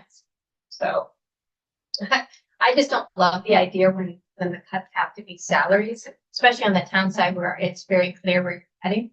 I feel like you're pointing to a position, and I feel like that's not around. And I don't know how you spend that budget without kind of making people feel very vulnerable. But they have to know that we're putting the number on the budget anyway, that retain their position. We are not lowballing the number. It's just the uneasiness of the thought, if this other pass, I lose my job, like. Well, like the charts, everything that we showed for the town, some of the positions are laid out right there. Like, you see every position in some It's cases. definitely not a company. And it's not, at least on the town side, because we show you all of that, I don't think that it's comfortable. I think people will feel like their positions have been targeted if I have to do that. That's it. Or you could put just a negative gonna number, but happen? they know that the department is targeted and they start, fearful, and that's just not good.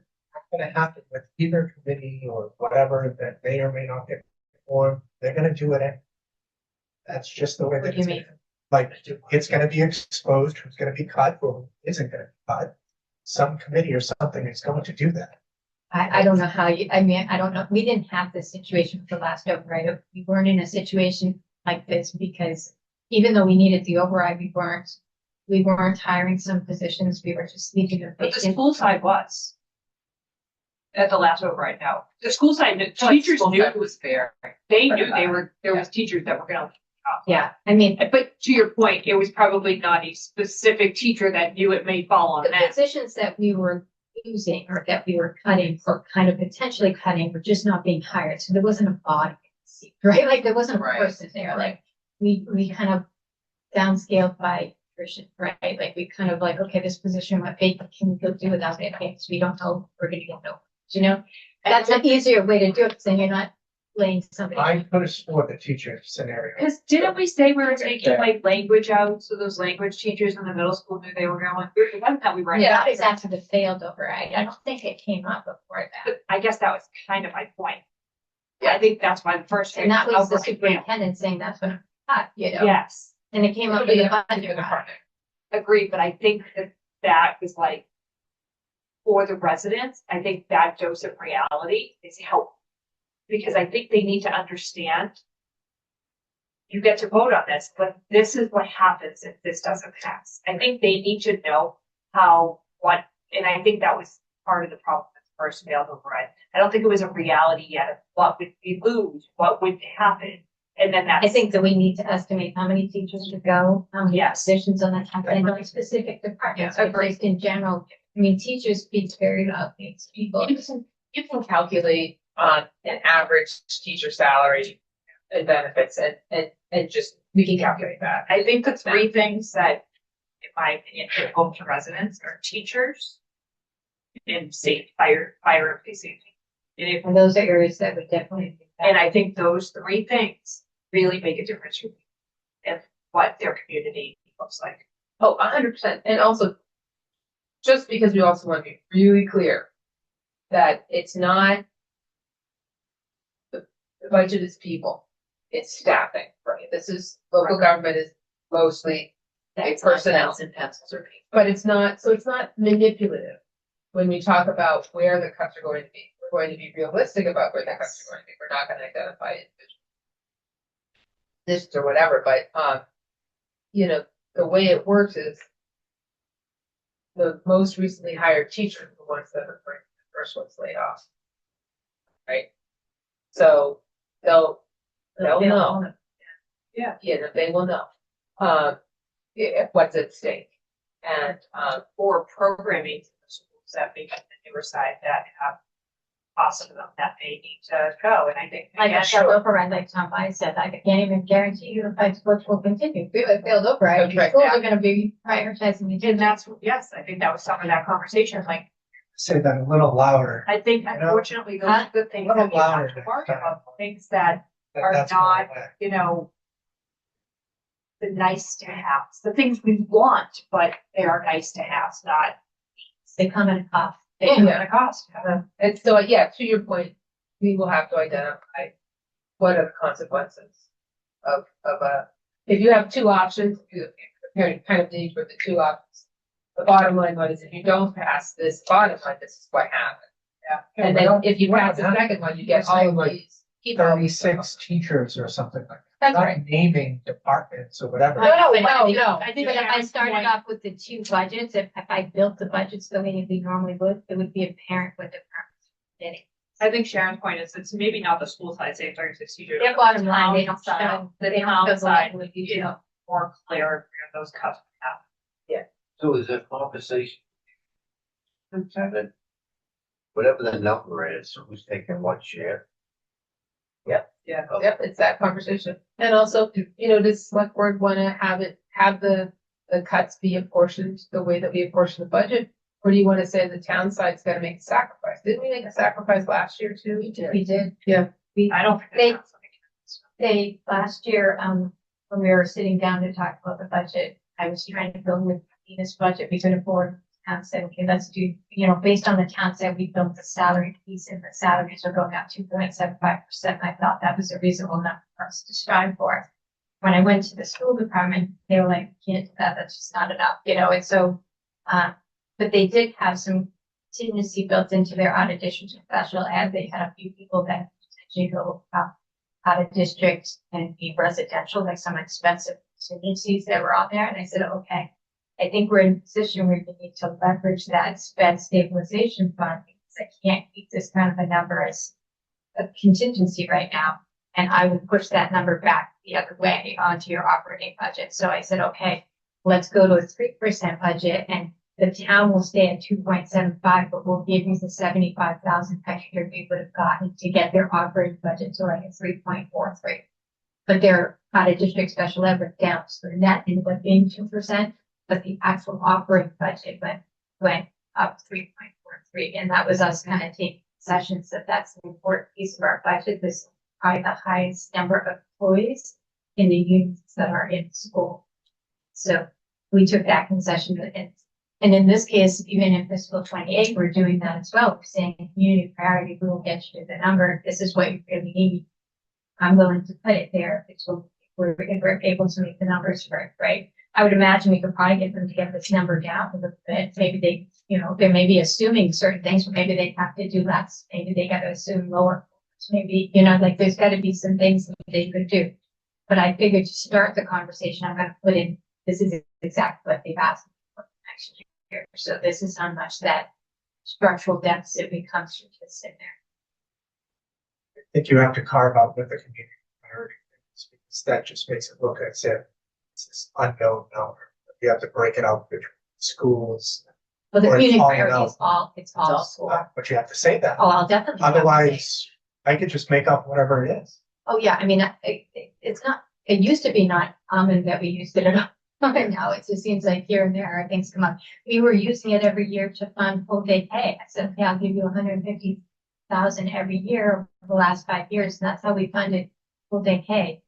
Because that was embarrassing. It fell off of the override and we still were charging some of the highest tuitions for full day pay of any of the communities in Massachusetts. It was just straight up embarrassing. And so I'm like, let's find a solution. And so Tom Wise did the work to figure out how much do we charge and be able to reduce what's needed out of this revolving fund and use the money that she says that she'll commit with however many years. And so that's how we did it. That was a priority.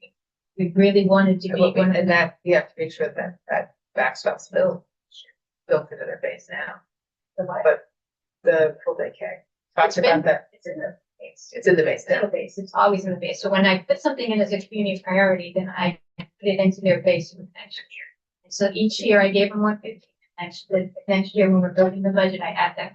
But So it doesn't get lost. in theory, as good as that was, the cut scenario could be cut free full day kindergarten. They could. I mean, I don't have any That is control a of what they stumbling decide. point. I would hate that because it's so hard to get there. But that is one of the side points to retain. You may not, that's bad. To me, that's almost a luxury, even though it's not a The same luxury. thing All with, of- I think we It's were really not more anymore. communities in Massachusetts that charged it. I Really, agree with half of that. the community Yeah. already, it was hard to have that I know. continually brought up and But kind of some- charging the highest level of sufficiency. But Yeah. The school committee will have to do the work. with their- to- yeah, it's not up to us. That piece is up to But us. $4,000 when daycare is costing you $2,000 a month. It's a I'm drop in the bucket. sorry. Much more than that. When When my kids were there. it when was mine, yes, Savannah was there, it's like $2,000 a bit, right there. I'd pay $4,000 in a heartbeat. 17 years ago, I paid 2,000. I'm like, so did I. My son's 35. I mean, Very frugal. Wow, you got some great So, but guidance that's why- for childcare. What's the timeline now? That's the man. Get this to an event now. You're gonna keep, So what's your vision? of this? So we're going to have, the department heads, I'm hoping my plan is by the end of the month, we'll have that level one. We'll have something to present at financial forum. We have a department heads meeting on Thursday. And they have this back working, so ideally by the end of the month. So come June, we'll have another conversation with the board about, okay, what is the high? What's the high? And then they're already, they know that they're asking for things that I will cut again, but just, we haven't talked about whatever this thing is that really needs to be funded. We haven't discussed it as a community, so let's have that conversation. So it's in the ether. And we understand that this is something that's needed, but we're not having it. And then we can start to refine what the override ask will be. We would have some community forums. Summer's not a great time for that, but we can refine, we can inform, that's our time to build our, the information. We already have a tax calculator on the website, so we'll, update that once we come to final numbers. We'll come up with a final number in probably August. And I sent you that link, Jane, about, was it Stoneham or Andover has their entire financial thing online to look at. Oh, ClearGov. Yeah, Use whatever it is, like, Yeah. for transparency. So, Yeah, that's money. That's money to spend to buy Anything, ClearGov. but once you get it up there. so would you expect the select board to take an official vote? Early September, late August, So, and pick the date? I'm, well, you're help whatever the date is. Okay, Don't think they should call it sooner than that so that we can be having more information sessions for residents and all. we can ask them to, but if we have an understanding, maybe it's a preliminary look that you're going to pursue an override at this date or whatever. We can still have those information sessions, but give them time and the staff to we need to refine the number. We have one. I remember for the last override being at a financial forum, the select board. Yeah. But We want- on different. State. My husband's like, yours works. And it's not the meeting, like, it's until after midnight. We watched it on TV. This is local government for you. I don't know what it's not. We could see midnight meetings happen back then too, you know? No, but I remember being on Rarely, it until yeah. after midnight, because I'm like a half an hour away. any other questions for folks? Sounds like you got a game plan and then direction. See a lot of refinement. A lot of hard work by the staff and I know. and the schools as well. To get They're very a census of what to present ultimately to the board for. I was obviously was not involved in the last override, so I don't know how the boards and committee works, but like, will the select board have a meeting with FinCom to discuss thing? We have a meeting at school Just like committee a to discuss- financial one. Yeah, you know, all the There's gonna boards be and one in committees May. go to those if we. There'll be another one. There's always one. in Well, September. usually those financial problems, in my mind, is just kind of run by FinCom. Like, I mean, more interactions and conversations happening between the three boards, like school committee, finance, and. When the topic is the overriding fund, that meeting just happens. That's Oh, something very that interactive. just because that's the conversation. There's a lot of. It'll be set up with all the boards together, Okay. you know. Plus you get FinCom's input about how long they think a certain number will Yes, last and yes, all that. yeah, stuff. those are the And a lot- conversations Those that- kind of conversations have happened between the select board and FinCom, and but I think all boards. I think we need all three there. I think we need school Oh, committee, yeah. select board. Yeah, I think we need the conversation. All All the three of school us. committee. You need all three to agree on the number. Yeah, yeah, You very gotta be all on the same, whatever that is, you all gotta agree. Then have your pitch as to why this is critical for the quality of life. Yeah, I agree. And is September too late to have that number? Or is that the magic time? I don't know. I can't remember how far. We'll probably be early September. I just don't want us to get behind the eight ball and no. I know, but I'm like one of those more information is better, so I don't know if on your It's very, podcast. we it's can very talk possible, about you it. know. Overrides also fail from that. And then you have to go back and build two budgets and go again. Right. I'd like to avoid That's that. what Stone did. You would like to avoid that. They have a great idea for how you avoid that. It's called, vote no one. That's not the only thing, because it could still. All right, fail. up to date. The last time the CPA failed, it was on the ballot within, right? Exactly. Really, the really point. hard to get a Exactly. CPA to pass when you're asking for Winchester passed significant CPA, the following override. year their override failed, and now they're cutting all the stuff. But it didn't I matter that much. digress. I think it was like 20 votes. It was Yeah, like, it it did. almost It would happened. vary. But it's not easy to pass. You're asking, like, we've asked a lot. We've asked- Really ask for two data solutions and then like come back and come for an override, which is why I felt the need to continually say it, no matter if it was getting any leverage at all, like, my God, just know that there's one coming and you can figure out what you can afford, keep that back, you know. So not everybody is a meeting member, not everybody's watching financial parks, not everybody's Or not. and that's They're getting it. by some way, so it's like, that's Most scary people- for me, for people to see that coming, When- not see that. When we did the override last time, one of the survey questions was, how do you get your information?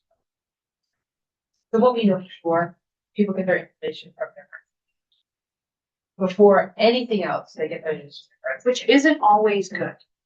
No, that's how It's not misinformation always- happens. Yes, because there's a Not even lot of accurate. information, there's a lot of Right. perspective and Sure. opinions, yes, then that, and Right. that's the problem.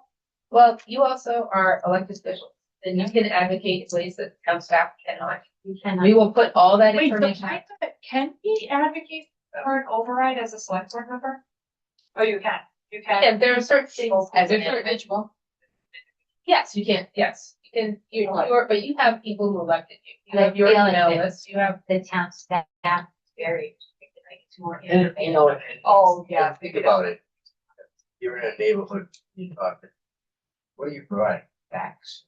Yeah. You're not saying, you don't have to say, I'm voting yes or no. You say, this is what happened under A, and this is what happens under B. But I feel like that's not always how this conversation. No, I goes. understand. That's yeah, you get a lot of opinion included in that, but yes, you're 100% right. Right. So we need to get those like fact sheets together. But we'll have all of that, we'll have all that back, all the fact sheets, you know, our Fully operations prepared to department do all. You can do that. We'll do a video or two. Those are, those I are like short. it. Did you like that budget video? Yeah, so we budget for you. Yeah, so it'll be something along those lines, very easy for people to, so that we're also meeting the modalities. Some people are visual learners, some people are audio learners, some people are tactile learners. We're trying to meet people where they are. Yeah. And give them information, in smaller or larger buckets, so that they can find more, if they want to go deep. 5% of people that want to go deep, go deep.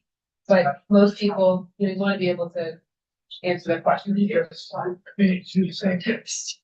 There's one major correction video. It explicitly says, we are not asking for an override this year. Well, for Fiscal FY 27, '27, we're not. But Yeah, when you hear it, it doesn't matter. I know people don't think it's fiscal. It doesn't We're presenting a budget that evening that fiscal 27 That's it. does not. matter. We're not asking for an override this year. Doesn't mean. I think that, well, that budget, that video was made for, Yeah, and the tricky part is there are just things that I don't always understand even, but like, Yeah. so we gotta try to like make it as simple and clear that everyone understands the terms. Like, Karen said earlier, like the word refinance, most people understand refinance versus like Right. the issuance or band or whatever, you know, I yeah. know for bonding, when you're refinancing, it's called a refunding. Yeah, so like, That's sounds not what awful. that would mean anything No. to anybody. Right, I was like, exactly. what do you mean we're refunding? So I don't know Came how out the we- first year, you know, we any of refunded those one types of thing. terms that we What? can make more, use more common terms that people understand. That they, just to- yes, if I say refunding, which basically means refund. Yeah, Right. Mean if it- I mean, if you're at the town meeting or, Yeah. but if you're an average citizen, oh, we get free cash. yeah, yeah, Yeah. no, you're right, What do you need more for? you're right, You know, so, that's Right. sure. so you're right, the messages are. Okay. That said, there's a couple of items left on. I don't know, if we'll put them on or. There are Karen's items that I will share. They are, they're yours. They're mine. I'd like to say. Okay. Nope, Karen was, oh, Um, I don't know the answer for boosting community engagement and resident participation. I do think it's something, especially right stuff that we need to figure out. I think, I don't know what that means. that is, the number one thing everybody always says. So, yeah, 40 years of. So you still talking? Well, because there's been a drop off in participation in Yeah. public life generally. It's a struggle every town I go to, saying, but how do we get more people involved and never hard to measure success? You know, certainly you should have a lot. Between now and November, I hope you have a lot of community engagement, but were you thinking more about volunteerism? Or- So I think, I think our volunteerism is. volunteerism is increased, Yeah. I think, and I probably would rather go to the number 8 than focus more on number 7 at the time question. Okay. But I think community engagement is a combination of, let's say, I put it, vote yes on the overriding, or my neighbor can vote yes for the overriding, it's front lawn, and my other neighbor goes, what's going on? I know it's overriding. So it's kind of, there's a certain population that has the local paper that they get, there's a certain population that reads Chris's information channel, there's some population that watches Taylor's channel. And so I don't know how many more different channels there could possibly be to get the information around. I think Jane's podcast is going to be a really good information part. Town manager minute is a huge thing. So I don't know if we have the ability to do it. We have a lot of channels. Right. We put a lot of information out in a lot of, and it's, we're trying to sort of meet people where they are. One thing that we do tends to be pretty effective is something in the water bill.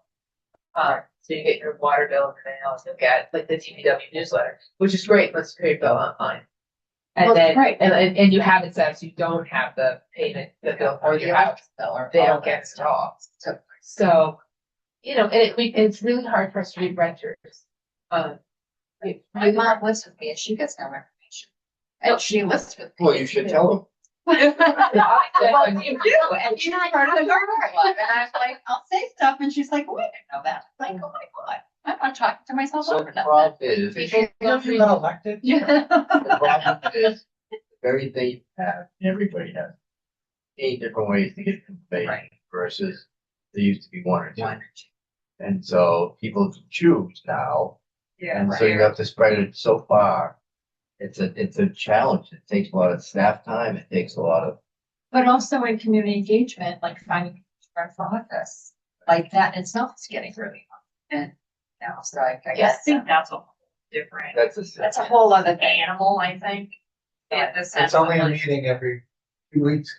That's it. That's right. It only And a takes 10 hours a Saturday. week for my- Every liaison. So if we go to line 8, Okay. which is, I think, even more interesting, I attended an MMA's webinar about your internal customer, which I believe is directed for town managers, but I'm watching this and I'm like, this really has to do with us as a board. Yeah.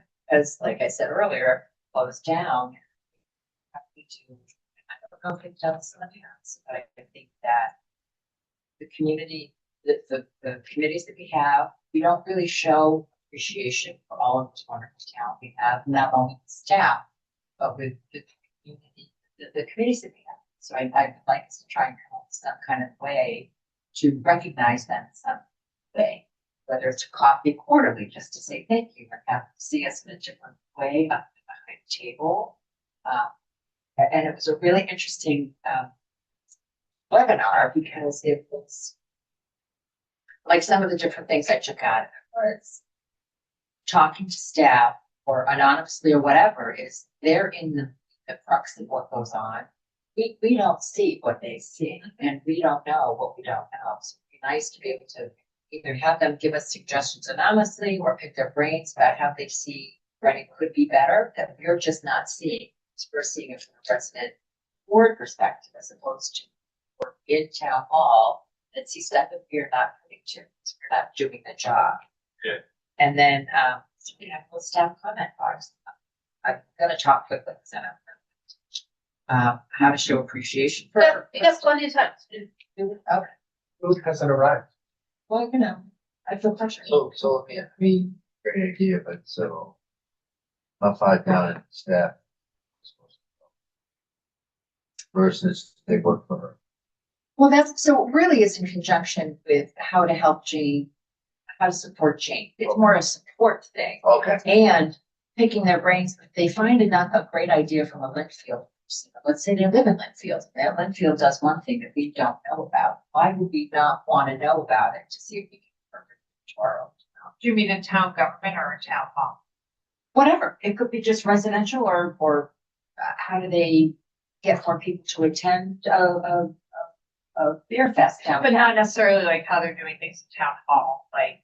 Necessarily, no, because I'm confident. Yeah, okay, that's what I was trying to. No, I'm confident that they know what they're doing, but sometimes we can help them make their jobs easier, especially this upcoming red season. Like, it's gonna be really hard on them. And I'd like to at least try and support them at the same time as being at the top of the helm, as they say, but to help them out in some capacity, help them make their jobs easier, because it's gonna be help for them. And so, community appreciation. What does the staff see as priorities? Like sometimes I feel like Jane hears a lot of stuff from staff, but we don't necessarily hear it. Not that we need to, but if they bring stuff to you that you think that we should kind of know about, I think our weekly meetings is a good place to bring it up. However, we really this year have like brainstorming sessions, which I think is really good on that. A survival guide for surviving the tax increases that are coming up, like different ways to help people understand how they can save their money, like showing seniors don't know that the circuit breakers are around. It's a whole population that just don't know. And at the same time, because we're all going to be super focused on the money part of it, I think that we need to have an element of not stifling the creative part of working in town and enabling them to think creatively, even though it might not be something that we can do now. We might hope to get later, but we all do something huge, takes years and years to accomplish. But if we start the ideas now, you know, and it's part of like the strategic planning. I don't feel like we do a lot of strategic planning. We talked about this at the beginning.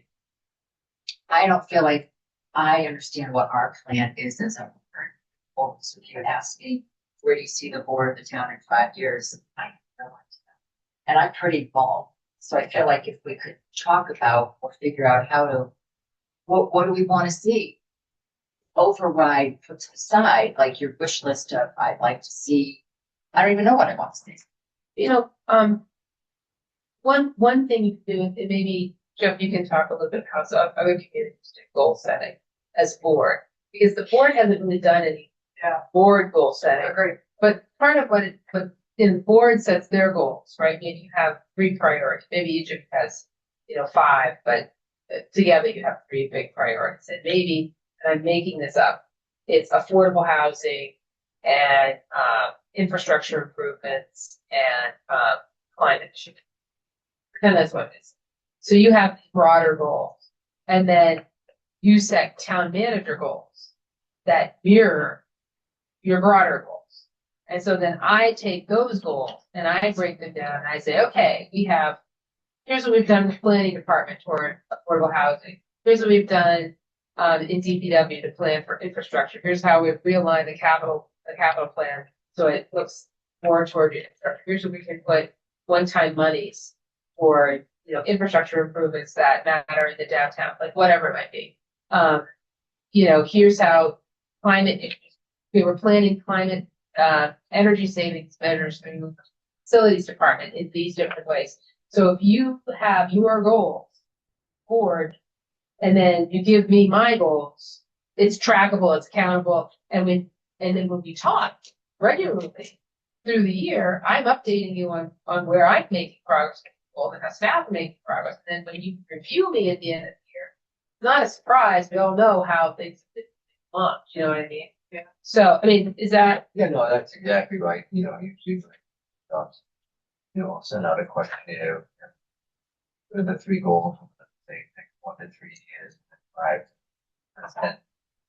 And then we write them down, then we collate them, and then, okay, we're not gonna do 15 things.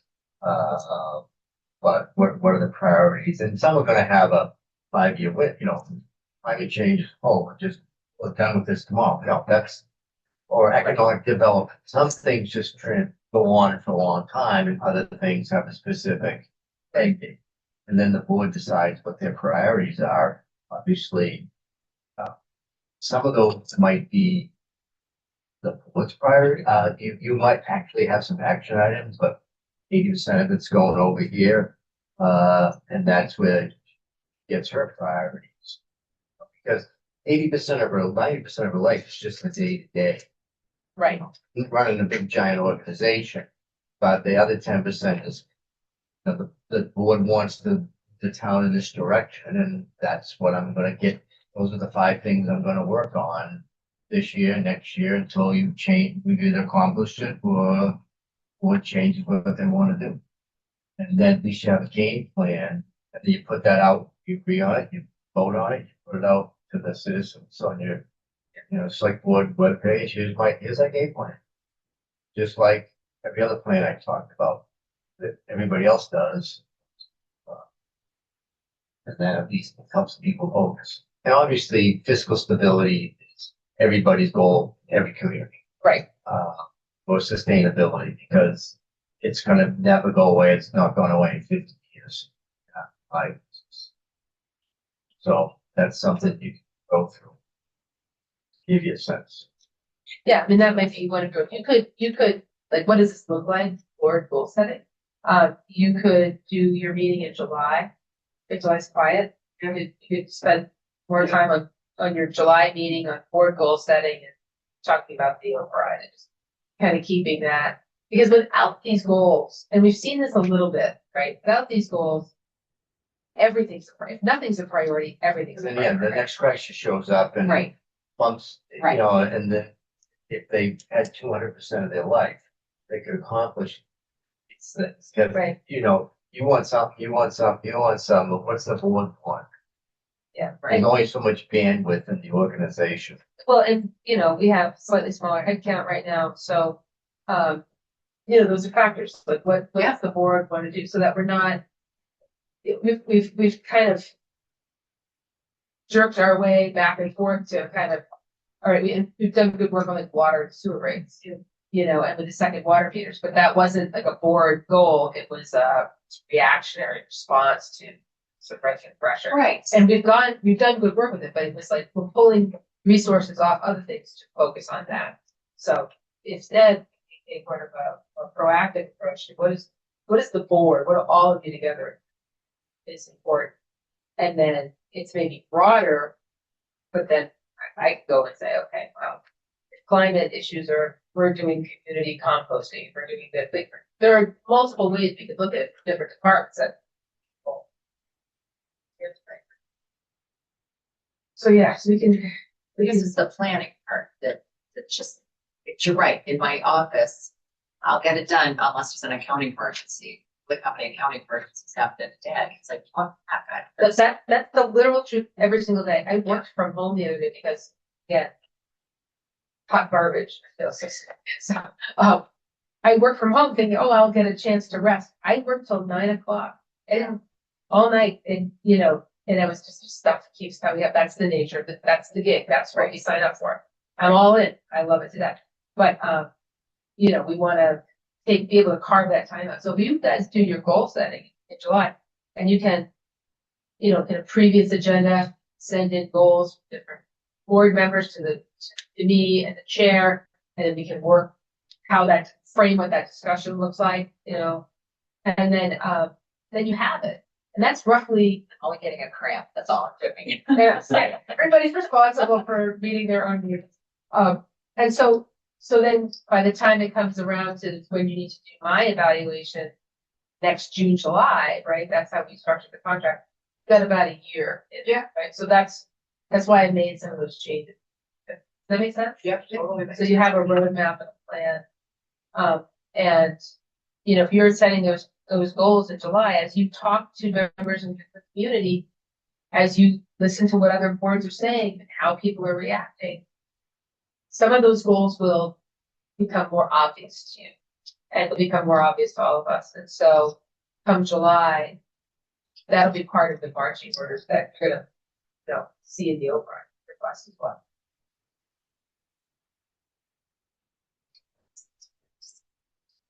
Well, yeah, so some of the hard part of that, no instant gratification. I think, agree. whereas when you give somebody an award or whatever, and, everybody feels good, but Right. something that might take 5 years and you might not be on the board, but you're gonna start the ball rolling and then people pick it up. Well, I think appreciation is a good thing. Appreciation's a huge thing. And I know we talked about teamwork earlier, but it's also staff is our team as well. I think they're a bigger part of our team. So I feel like the appreciation part of it. Started community small. Right. But I think it would be taking it to a different, more, making us more, More accessible. a little more accessible, a little more, we can have a nice laugh and just kind of humanize it a little bit and not, help their outreach. The other thing about goals, not only is for a sense of responsibility and the community and the staff. So everybody in the organization understands beyond the day to day, what the focus is. So when people come up and, well, here's my focus that's actually. So it's a great way to message. We are trying to move it down. Can I just talk on one quick thing on community engagement? Mentioned this in the past, and it's small. It's not, I think it's small, but one of the things that I use, that like I'm pretty in the know with, go on our website, is like meeting schedule. Like we do not have a calendar, a town calendar that has all town meetings on it. Like it's not a thing. In the future, or Yes, like before, like as they're coming up. So because people have said to me before, I didn't even know they had when their meetings were. And it's kind of tricky because there is no central location of where all of those various boards, conservation is pretty consistent, but like all those boards, times, places, meetings, there's no central location of where So it's not on the web. Well, some of the web pages have it, like someone on their own. No, you don't have. Webpage. So some towns have one web page. List all. it does, but there's no centralized calendar that has when all those meetings are in one place. Okay. Like, because you have to click through each board and committee, to figure out what the meetings are. So that's interesting. So what we have is the community calendar. We have 2 calendars on our website. One is for meetings, and those are only the ones that are official meetings that are posted. That's the meeting posting calendar, and the clerk's office controls that. So, But that's not accurate. well, it's not forecasted. It's only once the meeting Right, is it's all called. once they've been called. So it's not like, even though if you typically, the select board typically meets, this first and the third Tuesday of the month, you don't project out in the future. You have to look at the agenda to see at the bottom of the thing because you can change your meeting. So then they have a community calendar that does all the other stuff. What I think might be good is if we have sort of like you were just saying, a meeting page, like all the different boards, committees, and commissions, when they typically meet, and a link so you can find the next meeting that's scheduled. Because if you know that the finance committee typically meets, these times, then Sometimes if there's no quorum, they have to change. Yeah, that's changing, but they have this place to start. I understand, yes, exactly. That's the start. It's not. I agree. I agree. I agree. So my professional feedback on how this happened, is every single week, Monday morning, I post the week's meetings for the entire week on Reddit Recap. Yes. And that's only because that's on the calendar, and that doesn't cover people who post meetings on Thursday. Right. And it doesn't cover RMLD, whose stuff never shows up on the calendar. At all either. I asked for them, I'll get back to them on that. So the way that, It's another director, sorry. the way that I would Like some of that. the way that I would fix the town calendar is probably not fixable with currently have in the calendar. Because my idea would be, yes, if you had a dedicated calendar where the select board was, all our dates are already predetermined, for the most part, you could have them grayed out. And then when something is happening, then it can be colored in for that day. So someone could be like, oh, the select board meets on June 30th or something. It would have been grayed out because you can see that select board meets on that date. Each board or committee could have a different color on that. It's super involved in what you would have to be able to do, but it's definitely doable. But whether or not Civic Plus or whatever can actually do that, it's But impossible. I think that might create confusion because what the town clerk posts is the meeting that's been called, right? So like, it's an official meeting, it's been posted. If you post all of the select board dates in the future and then you change a date, which you guys change meetings, a couple times a year. Yeah. Or cancel one. And you go now we have to have staff maintaining multiple calendars. So there's the official meeting calendar, then there's a community postings calendar, which Maddie and Jax participated in as well. So I think you're right. I think we can do better about making it people can find when it's happen without having to literally hunt through a meeting packet to find the future agenda items if it's even in there. Yeah, I think that was kind of my point, just making it a little more accessible and easy to find. Yeah, the current town calendar is basic at best. And I don't think they're gonna be able to improve upon Civic Plus because it is their standard for everything. Like, there's not gonna be, Because it like, follows open meeting. yeah, but like, it is basic at best. And yes, when we click on the 6, sometimes all the dates come up, and like, even I get convoluted when I'm clicking on these things. And even going to the select board page or any of these boards or committees, you start scrolling the page, and things are going back to 2021, which is fantastic. The problem for that is I don't care about 2021. I want the ability to see it, but not when I go to the page directly. Because you go to any of these pages, you're going to be ever since 21, 22. So Town Forest, their page has a list on the left that has Correct. upcoming things. It's a little bit more up to date, and but it has to do with what's in the town forest across countries this day, this day. Who maintains that is the question. I know. I know probably There's- probably he does. Yeah, he is probably too. So that. Go for it. Sounds like so. I have You don't have any whole answers. staff that. Man, that we have a website working. So this is So I'm just wondering if we could look at that town forest one and make it yeah, for the other boards and committees. yeah, hold on, I'll go pop over to Maddie's computer. Maddie, and then use your machine. Okay. Packing room. Lunch is here, so.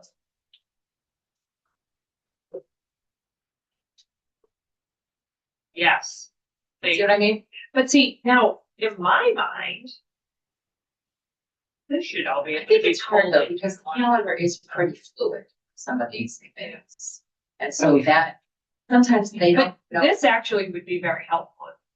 I mean, yeah, you still have to go through each board committee to figure out what needs to be better. But at least this list of things where, most others don't. Well, like this is like a Council on good- Aging is usually what, first Monday of every month, Yeah, But there, then- there are some that are very consistent, Right, and then there are many that are not. right? Our Yeah, MFT but doesn't when even post their stuff. No, it's Yeah. All right, so sometimes- it's coming up here. But that's like double. The calendar on the left doesn't exist on other people's pages. Yeah, Also weekly scope. Yeah. We and Ellie.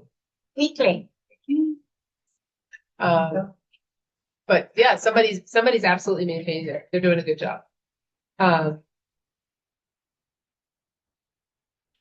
Every page kind of is unique. Like if you like, Yeah, because so that's you why have I'm different curious if people. with, you have like, different people managing Yeah. it. But what if when we went to the board's page, what if we had a sort of a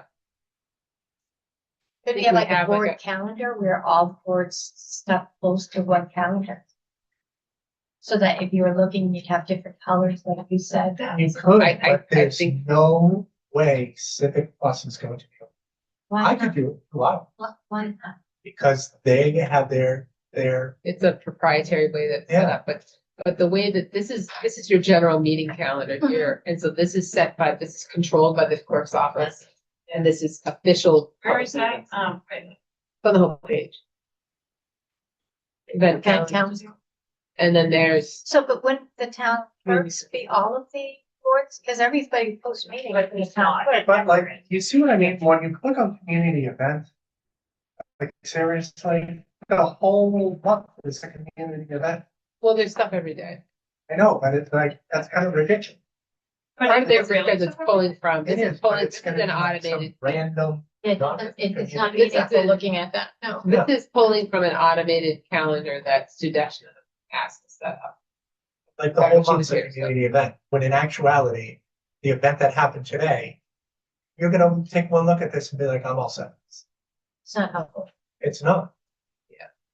Look How at, much like, look you at start like scrolling and now it's mental health awareness month, Well, like, the community This event. is weird to me, like even like on the, Yeah, we can take that off. the clerk's one. Yeah. Like conservation's not even listed as a meeting for the month of May. They haven't posted Yeah. their meeting yet. So if they're. But they're very consistent, like there's no, I guess I don't But understand. they don't post it till they get the agenda. Yeah, from- the agenda, 48 hours. They don't put out a But we calendar. haven't posted our May 12th meeting, have we? And that's on here. You only posted it here. No, because there's no agenda to go with. Oh, that's ours. Right. We can go in. But it's not Because posted. So what you would be Yeah, I saying think is, we have a the hearing. select and a board knows hearing. they have a meeting, you just don't need the PDF under it. Yeah, the hearing notice. So that She posts. it seems the hearing notice. They know That's the only they have a thing that's hearing. Yeah. But we haven't actually. No, the Okay. agenda's not posted, just the You'll hearing. have to do, it's, Because you have a 15 to hearing 30 scheduled, days, that's why. Oh, it's fine. So if we didn't have a hearing, then There'd be nothing. there would be nothing there. So, okay. When's the meeting counter? We have sort of like what's actually happening and what you're looking for, that's where the things usually Yeah. kind of, so you can get a beat of what things. So I see what you're saying. I think it's doable. I don't know, I gotta go, big search. That's a lot of effort. effort on town staff, because when things get changed, and somebody got to go back to the calendar and change it. That's why you only really wanted. Right, Well, and I no, think the less time. but see, there should be a way, and I've done this with my family, and I finally have, right? But there should be a way that you only have to fix it in one place, That's- but it pulls from That's the right. other places. And there is a way to do that. You just have to figure it out how it is for government. That's right. Well, how it is for. Yeah. because like, Um, my idea for how to look for today. The events on the town common today, the select board meetings today. And maybe there was something else, that's it. Not the 17 things that would be clickable if you would click on yes, that the other town. on a single post. Andover has all of their stuff on their town, their public meeting page. So they must just go from their typical days that they have their meetings. Oh, no. Yeah, I mean, CBA meets the third Thursday of the month or. I guess that's So conservation. Andover is using a different platform. No, this is exactly the same as ours. This is exactly the same. No, Andover itself, the entire layout. It's just different. It looks different. It's the same thing. It's It's the same. These are the same buttons. They're just different things, but it's the same. It's exactly the same. Yeah, but if you look at their calendar, they have stuff on their public meeting calendar, for here. the layout of their calendar is significantly better than ours. Like, look at what it's just like I said, their meeting on May 4th is select board, some other thing was. Oh, you like how it has something over here? Yeah. We don't have that. And then if they just put cancel. And this is a way better way. Well, this is, they've used the whole width of the page, which we can That's what do. we should. We can do that. We have a redesign coming up in our contract. Yeah, we have a I can redesign warm coming up up. in. Who does the redesign? Like seven plus of them Yeah. or? Then We we'll have a do that. committee and you decide. It's not a full redesign. It's like a refresh. So, yeah, it's not a wholesale rebuild website. Yeah, no. We did that. Yeah. They're just changing their theme, selling you. That's on correct. A $5,000-$10,000 overhaul, and you're like, this is fantastic, and it took them 5. Well, when we did it last time, we changed platforms entirely. Right. It was massive. That took 9 months to give birth to that website. But like even the news and announcements, the way that Andover has it laid out is significant. Like everything, like just scroll So up a little, So they'll bring it up. like the layout of that is so much. I mean, okay, ours is basically the same, but we also have our social media showing up in the same window, and that was a request from the select board. So, No, I still think Facebook should be on there too, because there's some items on Facebook that people miss that aren't on so town count. here's our news. Yeah. And so it's the same thing. I mean, you scroll here, right? I think that. And then you have I the think the issue, Jane, is to relocate Facebook under these. Therefore, you get 4 items at the top. That are bigger to see. Correct. it that are would bigger I to would see. be 3, Yeah, just Or like on 3. Andover. It would just be like that. Yeah, and then Facebook goes underneath, and then you're gonna need something else to go to the side of it. You can't just- I don't think you can do that with this platform. The social media piece is taking up that third space that they have. So you can do that, but Oh, it's they not. can't move that Facebook feed. I don't think you can move that down. That's just part of it, but I know, nothing. And it That's depends just on not the user, in like there. when We they can see ask. those little arrows, if they don't know to put their cursor on it, they're not gonna see the other things, like some people. And then are on mobile, yes, forget about it. It's gonna look. Yeah, mobile, it just makes it really. Oh, I know, looking at it. So, I mean, Andover does not have, What is Trader Joe's open no, Yeah, Wait. it's like September. September? no, I can't Andover wait. does not have their social media on there. All right, why don't we take a break for lunch? What else? That's the agenda. We're still talking about engagement right now. technically. It's very engaging. Aren't you engaged? They're engaged. Thank you, The Ann, website for right watching now. everything. But Oh, yeah. you can update the website, Yeah, so we can, these are some good ideas and, happy to, I like the pictures we have on our website. It's very beautiful here in grass. Jackie's husband. Oh, really? Is that true? I think that's- It's like forever ago too, so it's like. Yeah, I know. That was taken by a State House news reporter.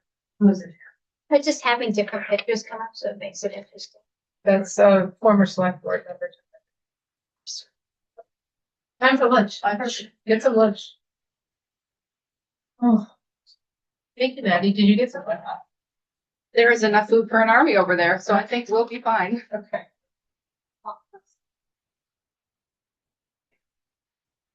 She's saying we worry too much.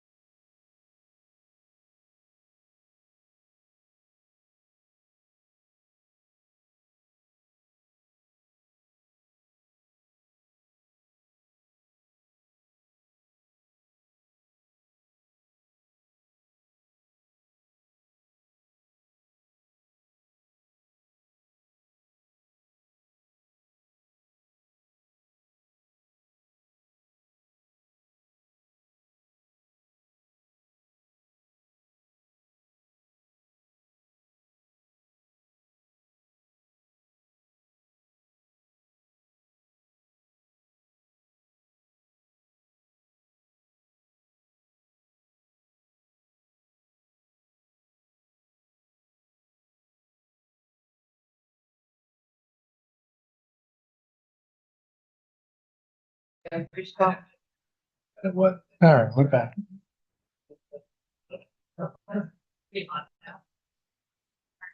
We'll adjourn the May 2nd select board retreat meeting at 12:39. Second. Oh, I don't know if we are. You had to make a motion. Oh, I Second. well, guess you just went back. All those in favor? Wait. Yeah, What? I just want to make sure I can have a roll. We didn't open the meeting, roll call it. You don't have any members. All right, we are adjourned. Shut that video off. That-